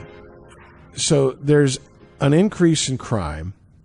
There's a call and protest, and Portland experienced in the Summer of Love 2.0 almost nightly riots for 3 months, I believe it was. Somewhere around the 90 days, between the 60 and 90 day mark. I know that much. I do also recall these group of retards. Well, the whole time the mayor was on their side, eventually at some point ended up outside the mayor's house, like protesting and throwing shit at the mayor's house for somebody who was on their side. It's like you try to explain to people like Biden's trying to pony up to fucking far left people, communists and socialists. They don't like liberals. They hate them as much as conservatives. In some cases, they hate them more because they consider them traitors.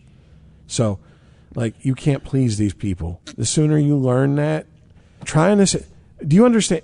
Antifa, anti-fascist. I just have to say this. Bill Maher said it. I want to fucking echo it and point this out, though. That is the default setting in this fucking country. We went to war and killed a bunch of fascists. We called it World War II. We were pretty fucking good at it. Okay, why is now all of a sudden in the last 5 years fascism raised its head? And I'm going, where are all these fucking fascists besides people being called it on the internet? Right. I don't run into them in day-to-day fucking life. Yeah. I don't run into anyone who proudly proclaims themselves a fascist. I do run into people who proudly proclaim themselves authoritarian communists and have no issue with saying the government should basically force people to do what they want them to do. But yet... No, thank you. Yeah. Sorry. Anyways. Fascism, communism. Why don't we listen to these people? But, yeah, and this is also, the mayor came out and said, I was wrong recently. Basically, in response to his reaction to all this nonsense going on in Portland. And I'm sitting here going, well, then why don't you do something about it? Yeah. Person who's in charge of the city. If only you were in position to do something about it. My God, imagine how much fucking more progressive we could be if you had some power to do something about it. But you made a Twitter apology, so that's good. Yeah. But let's look at Portland. Portland is a city that is in a very conservative state, from what I understand, for the most part. It's also a very white city. But it's a very liberal city in the middle of this very conservative state. And as far as I know, it's pretty much a strictly Democrat-run city, right? Yeah, and it's just, there's no Republican that's been in recent memory who's been elected there. No, I mean, you get outside Portland, a lot of Republicans. Yeah. But I mean, okay, if you're a Republican or if you're a conservative or if you lean more conservative, it's low hanging fruit. Go for the easy fucking headshot. I don't blame you, okay? But don't dance about it because it's an easy headshot. It's a Democratic run city. This is what you get. I would say that that's a rather simplistic and narrow-minded fucking take on it, that you're putting your fucking bias before the facts. I think this is what happens when you have a single party running a fucking city. And this goes back to what we've talked about when we talk about economics. What usually drives prices down? What drives innovation? What drives business? What drives shit forward? Competition. If it's a one party and they have de facto control over the city, what motivation do they have as leaders to make the city better? Yeah. You want to ask any mayor of Detroit for the last 60 years? Yeah, literally. I mean, I think that's why these spat of stories about Portland fascinated me so much, because I feel like Portland is like full of the same type of mentality as Detroit, and it's like, okay, so this isn't a poverty thing, because Portland is a way wealthier city than Detroit, even with the hipster downtown comeback of the fucking the trust fund babies and shit who buy the fucking flats and all that shit and downtown Detroit. We're not keeping up with Portland. No. We're just not. End of fucking story. But you leave one fucking political party in charge where they have no threat from any outside political party. The only threats they have are from their own party, from fucking internal threats. So there's no existential crisis for them to have and blame, and they still can't get shit done. You're talking about most major cities, man. When's the last time New York City had a Republican mayor? When's the last time LA had a Republican mayor? Well, then explain to me the more rural cities. When's the last time Detroit had a Republican mayor? And I'm using air quotes because you see that on a podcast. I understand how the audio format works, folks. But, like the more rural cities who are basically either Republicans or Democrats have a shot at winning or a Republican run, why don't we hear the horror stories about this? They have to exist, right? Oh, but I'll answer my own question. Giuliani, last Republican mayor in New York City. Oh, and hey, he actually did some good. People, now because he's crazy and insane, people don't want to talk about how he's the guy that fucking cleaned up Times Square. He's the guy that, that made New York City safe again. No one wants to talk about that shit. Now he's a punchline. He's in the Borat 2 movie. He's Trump's crazy fucking senile lawyer. Yeah, he went from America's mayor to Trump's version of fucking Better Call Saul. But I mean, Times Square went from porno theaters to the fucking M&M store under Giuliani's watch. So, but I mean, basically, you're proving my point. New York, for all of a liberal fucking stronghold as it is, would still be like, we'll fuck around and we'll elect a Republican. Keep fucking with us. Yeah. Keep fucking raising parking rates in the fucking city, cocksucker. Koch, you can suck my ass. And they elected fucking Giuliani. Mm-hmm. Portland ain't done that. Nope. This is the fucking end result.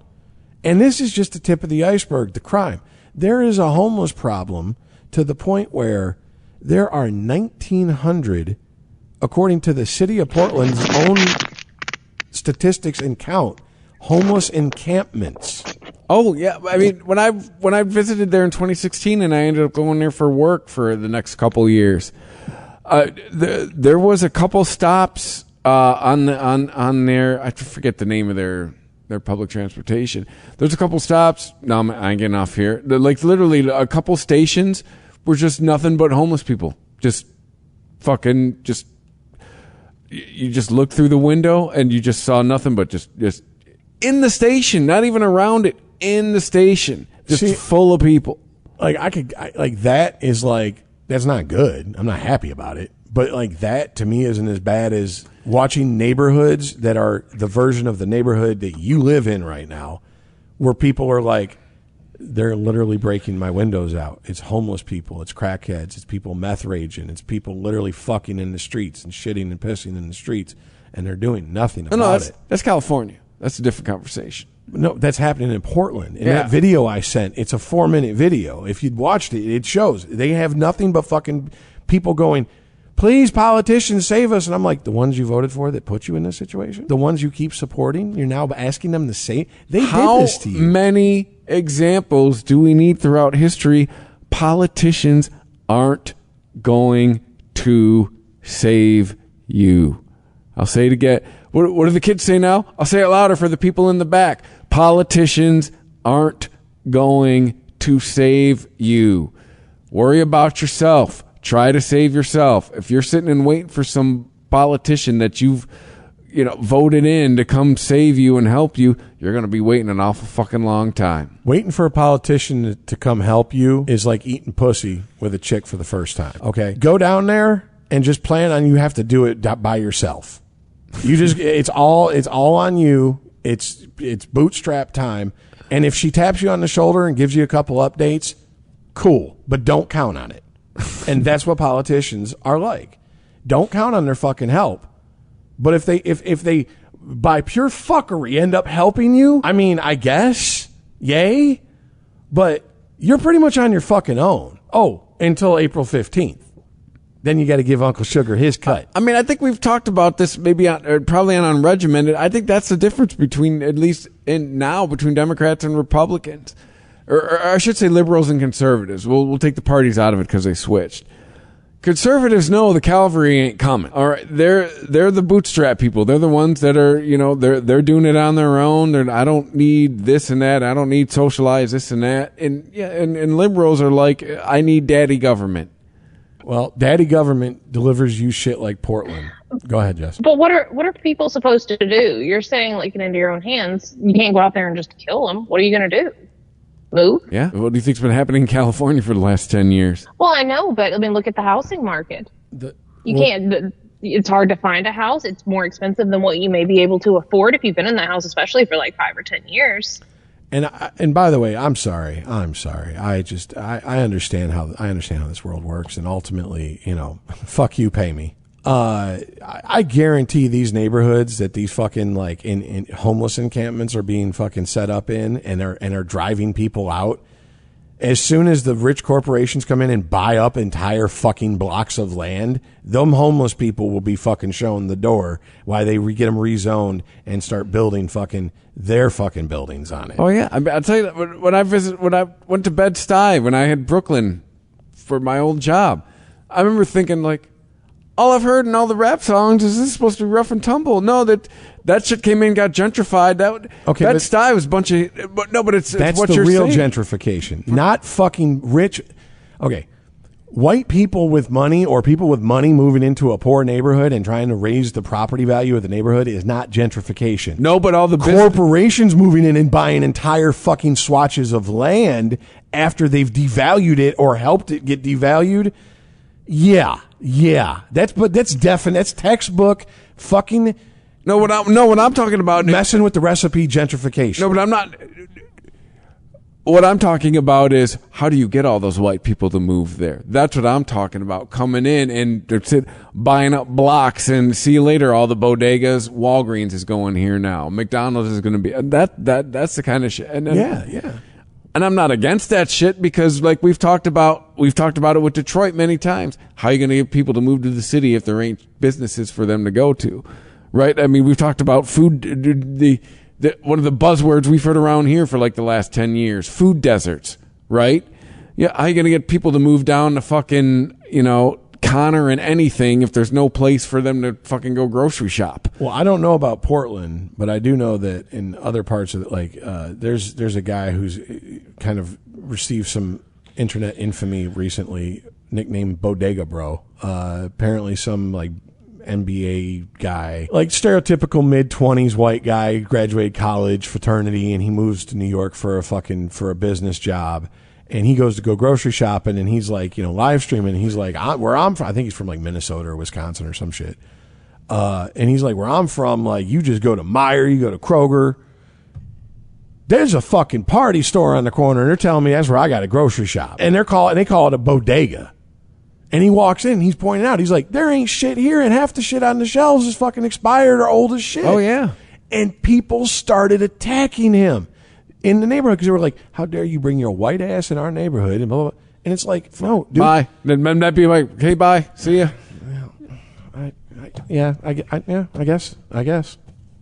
To me, I'm like, no, you people point this shit out yourselves. This goes back to the food desert comment you just made. I ain't letting them off that easy. But we do.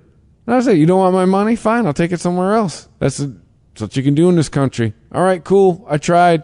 You want to bitch at me? Fine, I'll go back to the suburbs. I tried.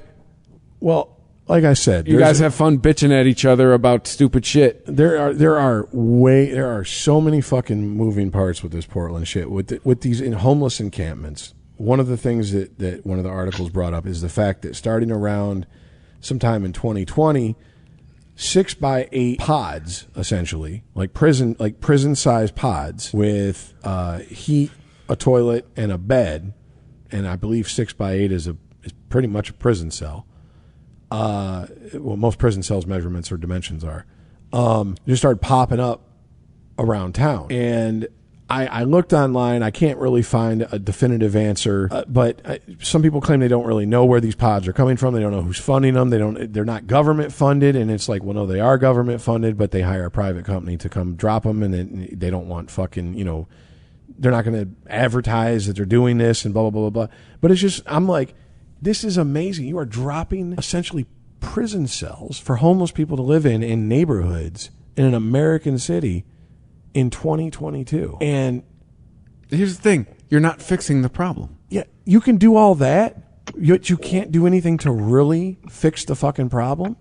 Well, that's back when I was gonna move to Portland. We're just housing people like prisoners outside of prison. I remember reading a story about, they were talking about, there was like this group of abandoned warehouses on the riverfront that they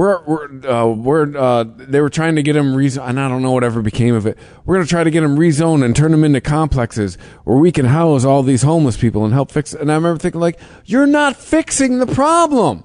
You're just you're moving them to a different spot. They're still going to all be homeless. They're still going to all be sick. They're still going to be on fucking drugs. They're just going to be in a different part of the city. You're just, like what you just said. You're just essentially putting them into prison, but not putting them in prison. You're not helping them. You're just moving them. Well, I had forgot something until I was reading one article looking up on this subject that Oregon's one of the states that pretty much decriminalized almost everything. The last election cycle, they decriminalized everything. Is it like 100% everything now? Yeah.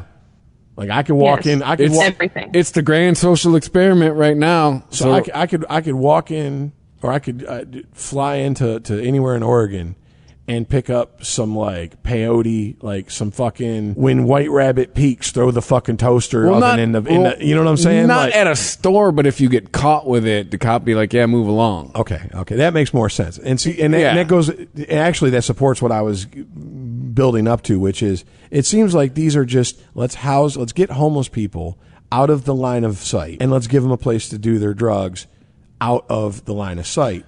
But we also don't want them we're not really going to put any effort towards like getting them to not be homeless. So we'll just put them in the neighborhoods we don't care about, the working class neighborhoods. I'm saying just take fuck it. Half sounds like I feel like I'm being Bernie back here saying half. Take 1/4 of the money you're going to spend on all this shit and start some kind of treatment programs. Start some kind of thing where like, hey, homeless person who's been on drugs for a decade, go here. Let's start some kind of treatment for you to get you perhaps back on track to being a productive member of society rather than just housing you and giving you a place to do drugs until you die. Just as a quick aside, it's funny you should say it because it used to be if you were homeless, one of the tricks in the winter to get yourself off the streets, at least for fucking 28 days and 3 days detox, was to contact the state, say you're a fucking, like, you're a drug addict and you want to get clean, and they put you in a state home, or not state home, but like a state rehab, whatever, blah, blah, blah. They don't have the funding to do that anymore. They are literally defunding treatment programs to fund other shit along the lines of harm reduction is what they see. This is what, and the other thing too. Okay, hold on, dude. Sorry, keep going. Sorry, bro. Everything that's going on in Portland is under this guise of and ruse of harm reduction. We want to reduce the harm between civilians and police when they interact. We want to reduce the harm with the drug addicts and overdoses and fatalities. We want to reduce the harm with this and this and stigma in society with this and this. But okay. What are you doing to fix the problem? Exactly. And that's where it's like, I just have to ask, like, okay, everything we've been told, everything we were taught, and everything that we believe, because we've seen fucking empirical evidence to the fucking, that affirms it, that certain things, if you do certain things in certain societies and cities, they have a better chance of success. It's never 100%, just like it's never 100% you're going to fail. I mean, well, you can do some shit that's 100% gonna, but you know what I'm saying, in the context of what we're talking about. Sorry, I just lost it. God damn it, I'm getting tired. Fuck. Maybe we shouldn't have saved this for. But the harm reduction part is what got me, because it's good intentions, and it's like the old saying, that's what the road to hell's paved with. But what is really happening? Where's the funding? There's no and all these articles that I read and all the look in videos I watched on Portland, I didn't hear about anything about any type, and this is a government that is very, very left leaning. Oh yeah, absolutely 100%. That is not up for debate. So they should be fucking handing out money to social programs left and right. Why is it not happening? And the people that live in these cities, I just like there's so much of this attitude towards them. Oh well, fuck them. You voted for that's what you voted for. You got it. And it's like, did they really vote for that? Or did they just fall for a line of bullshit? Yeah, you're gullible and you're easily duped, but that doesn't mean I think you deserve to be fucking, shit on by the government because of it. I mean, the attitude is just, there's no attitudes that I'm seeing coming from anywhere that's saying, let's look at Portland and go, we don't want to have this on, like, multiple fucking scales on a national level. We don't want this. We don't want our major cities turning into this. What can we learn from this? And no one's doing that on either side. Nope. They're too busy either taking victory laps because look at your great experiment, you liberals, you fucking liberal cucks, it failed. Or you people fucking, this is because of Trump. Trump did this. And it's like that, to me, it's just like, I think this is how Portland goes.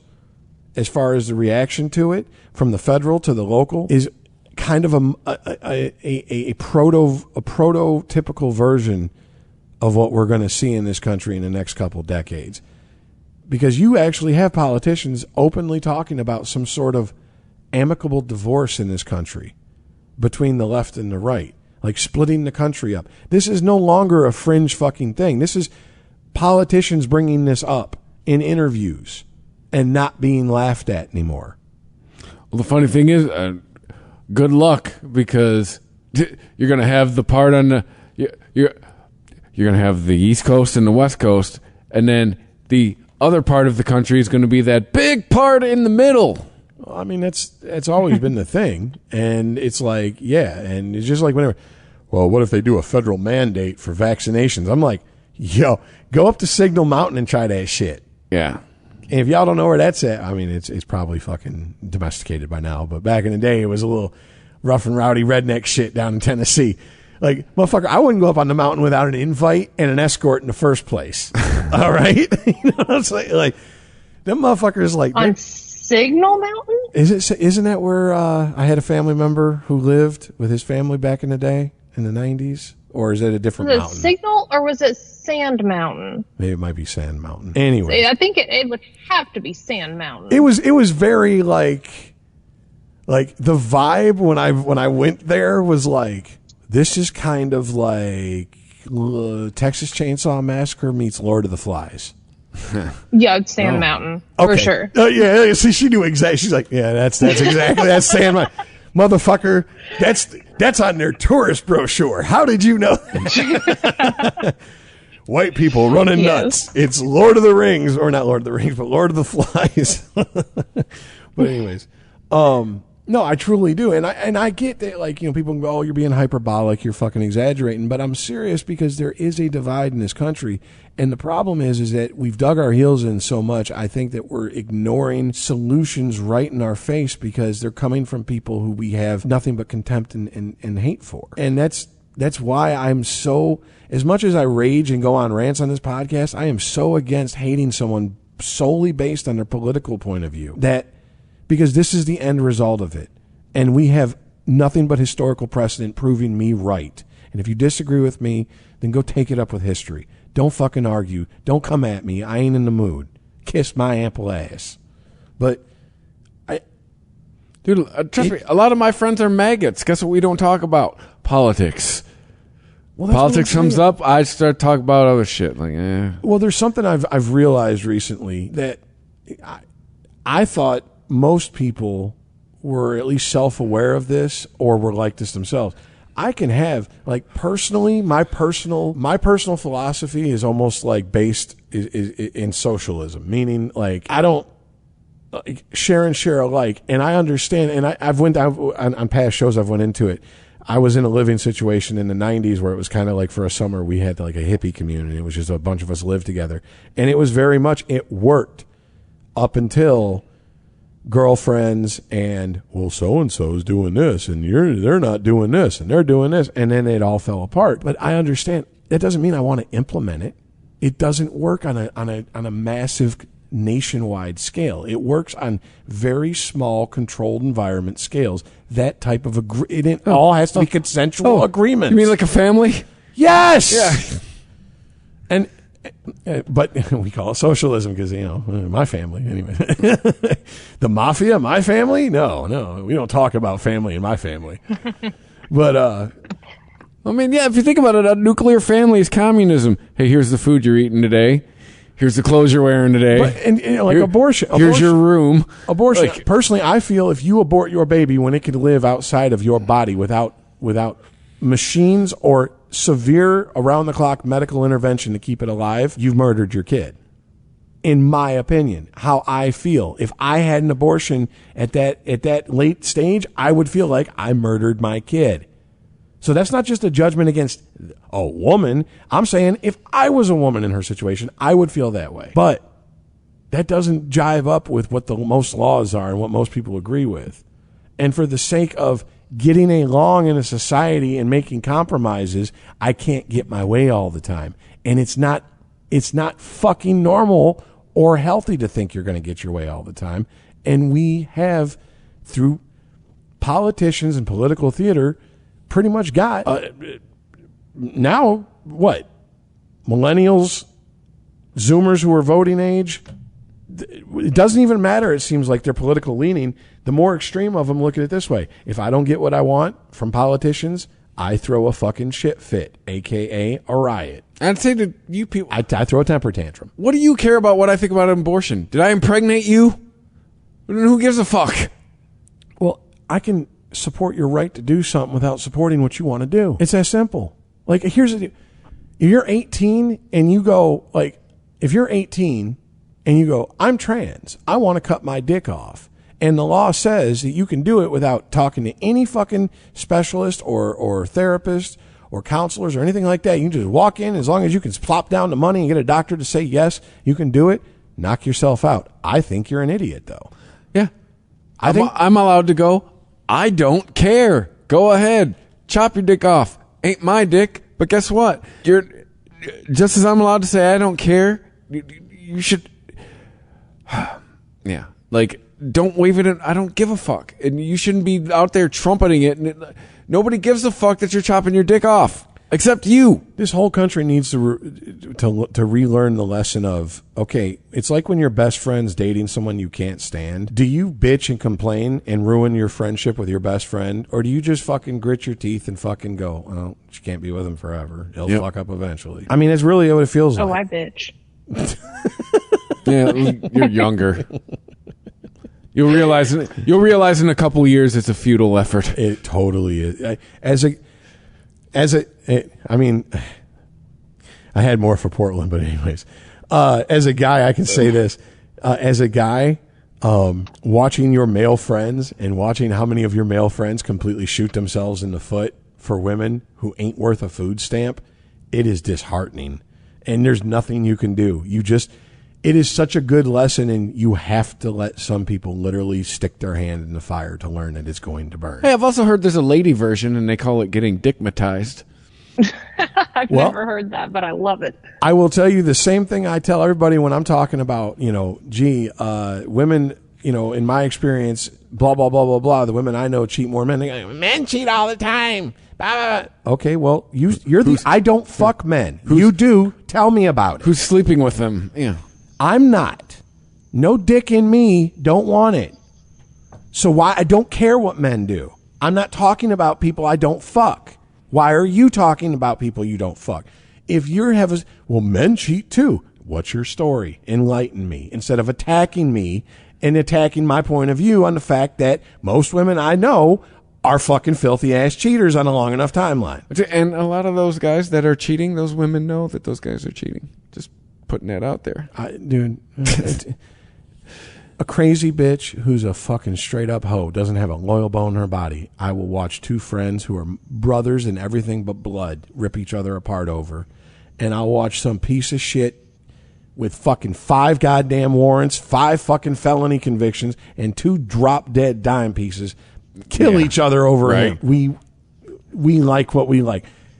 I was just coming back to the Bill Hicks routine. And I'm not getting laid. All I gotta say is this: I just accepted that I like really white trashy women when I watched the movie The Town, and Blake Lively come on, and she is just Whiskey Tango as a motherfucker in that movie.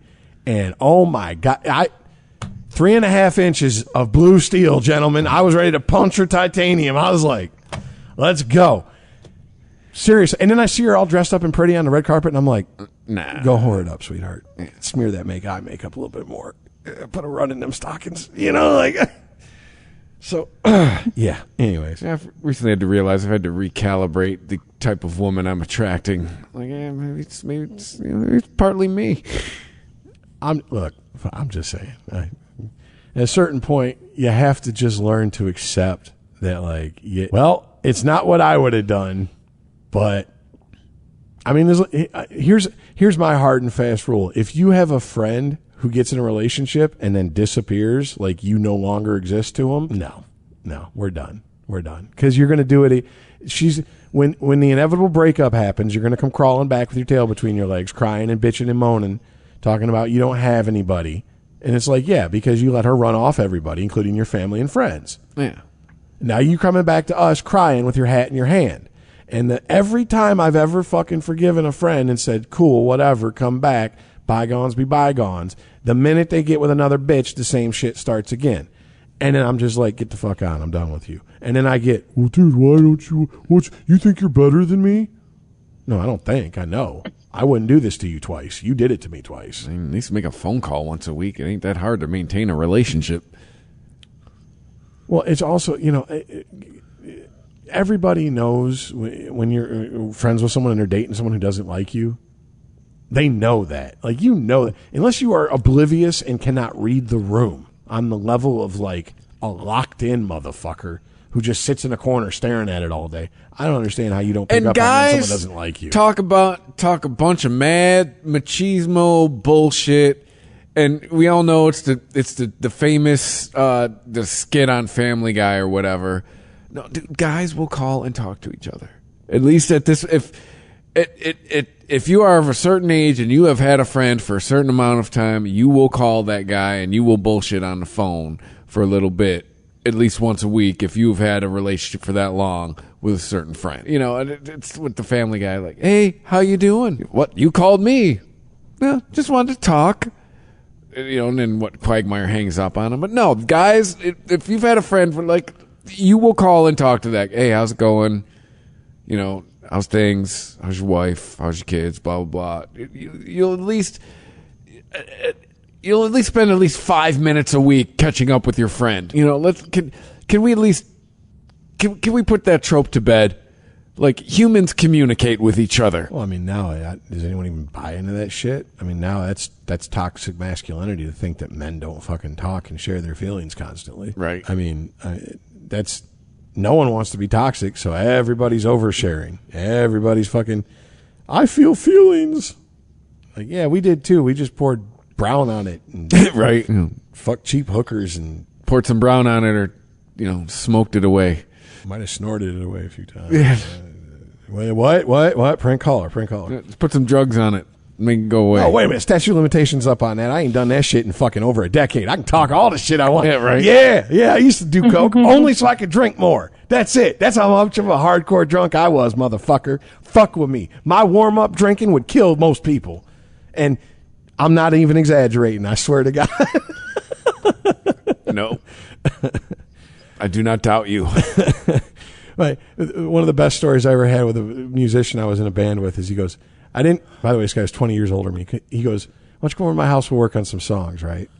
And, like, I'm in my mid-20s, he's in his mid-40s and shit. And he was, like, kind of a studio / like, cover guy, like basically musician for hire. So I go over to his house, and I'm like, I can drink and smoke here, right? He's like, yeah. He goes, what'd you bring? I was like, I brought a 12-pack. He's like, oh, for us? I'm like, no, I brought this for me. And he's like, you gonna drink a 12-pack? I'm like, I mean, I can. I mean, do you want some? He's like, yeah, I'll take a couple. And I think he had like one. And he goes, 2 hours later, you got up, you had drank 11 of those beers and smoked half a pack of cigarettes, and you got up and walked out of my house. And I swear to God, I did not just sit there and watch you in 2 hours drink 11 beers, because you walked out of my house like, I would, if I pulled you over, unless I smelled you, I would say you're bone sober, and I'd testify to it. Big hopes, huh? See you later. I'm just like, that's milk to me. Oh, what the fuck? And it was like Bud Light too. It was like some shit beer. It's like, dude, that's water. I can drink that all day. Right. Well, used to. Anyway, sorry. Wait, did you hear about the Coors Light recall a couple months ago? Mm-mm. There was something. There were like something had happened in the it wasn't toxic. It couldn't hurt anybody. There was they called it quality issues, and it was like it doesn't taste like normal Coors Light. I'm like, what, did you fuck up and give it some taste? Like, I've been drinking this shit for 20 years. I consider it water with alcohol content. Like, it's called Colorado Kool-Aid for a reason. Yeah, it was like, it doesn't live up to our taste standards. I was like, what taste standards? It's why I drink you. That's why I always said people, so I drink alcohol for the taste. I'm like, do you shit your pants for the feel too? That's retarded. Like alcohol for taste. Just go buy some isopropyl then. I mean, Jesus. Or you know what I'm saying? Like, then, are you drinking to get drunk, or are you drinking for the taste? You're drinking to get drunk. I'm sorry, I'm not going to spend $1,000 on some Johnny Walker Gold or whatever the fuck. You know what I'm saying? Like, fuck that. Give me that fucking Maker's Mark. That's $40 a fifth, or it used to be when I drank it. That's expensive enough. I think I'm not drinking fucking 5 o'clock. It's not Mohawk I'm asking for. See, I've learned, like, doing the craft beer pot, I've learned the different flavor profiles, and even too with things like, I've learned the difference. I could tell you the difference between bourbon and whiskey. Like, I've learned, like, bourbon's sweeter, whiskey's more sour. Yeah. Okay. Yeah. You know, stuff like that. Yeah, because Jim Beam has a sweet aftertaste, and I remember a guy. I said that to a guy at a bar one time. He's like, "If you have a palate like that, you have a pretty good palate." I'm like, "I don't know what any of that means." He goes, "It means you taste. You can taste the hints of sweetness in Jim Beam. Most people just taste Jim Beam and make a face." I'm like, "Yeah, most people are pussies." I was born for this shit. Well, no, bourbon's made with corn, and I forget what Jack's made or what whiskey's made with. Sour mash. I want to say it's grain based. That sounds about right. Yeah. We are way off track now. We're talking about booze, motherfucker. I halfway through the Portland thing, I was like, this just ain't happening. I couldn't keep us on track. Like I think I got across my thoughts though. Like I just think Portland sucks. I mean, well, no, that's. I just think it's worth watching. It's a situation and a city worth watching and worth seeing how shit is handled, because I think a lot of politicians and a lot of political strategists are looking towards certain cities like Portland, especially the quote unquote so-called more progressive ones, are looking towards cities like Portland, hoping to use them as a template. And I don't see how anything about what we talked about tonight could be seen as anything, like, no matter what good they can tell us about what they've done, whether they built the Trailblazers a new fucking place or they cleaned up a park or whatever the fuck. I don't see how it could top any of the bad news we got. Like, if it's on a scale, you just sent one end of that triple beam straight to the fucking table, and it's the bad end. But here's the deal. We're so fucking dug in and entrenched in our political ideologies that we will destroy ourselves to try to prove someone wrong, and that is madness. I mean, California has a legendary homeless problem. You know, they just had a budget surplus where, if I'm a California citizen, I'm like, why are you telling me we have extra money when there's like piles of human feces on the streets of our major cities? And by the way, you tell me I have to drive an electric car, and now you tell me I can't charge it because the power grid that is the state's fucking job to take care of isn't capable of handling it. But they're spending money. They're spending taxpayer money to run ads in Florida to talk shit about DeSantis and to be like, oh, hey, if you're gay and in Florida, move to California, or hey, if you need an abortion, like essentially running ads in Florida to just taunt DeSantis and the conservative crowd in Florida. Like, you're spending taxpayer money on that. How would you spend taxpayer money on your own state? Again, maybe I would like to walk the streets of L.A. or San Francisco and not run into a pile of human feces. Could we spend money on that? I'm glad you brought that up, because this sounds like conspiracy theory shit, but Breaking Points with Crystal and Sagar covered it, and I'm going to go ahead and fucking co-sign on them. They stay pretty true to shit. But fuck, I lost it. I'm sorry. Maybe we should just wrap this up. I am sorry. It is late. It's been a long fucking week. I just absolutely lost where I was going with that. Jesus Crystal Christ. and Sagar, California, budget surplus. Yes, feces on the streets. talking about the political advertisements.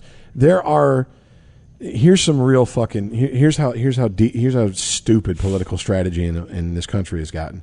There are parts of the Democratic National Convention or whatever, committee that are funding what they consider to be more fringe extremist right-wing candidates in primaries, because they think that if the more extreme right-wing candidate wins, then their Democratic candidate will have a better chance to beat that person. That's a very fucking dangerous game to play.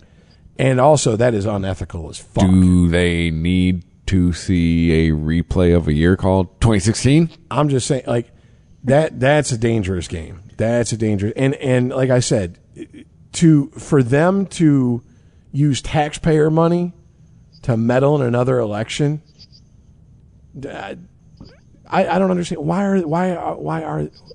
are politicians not on trial in California?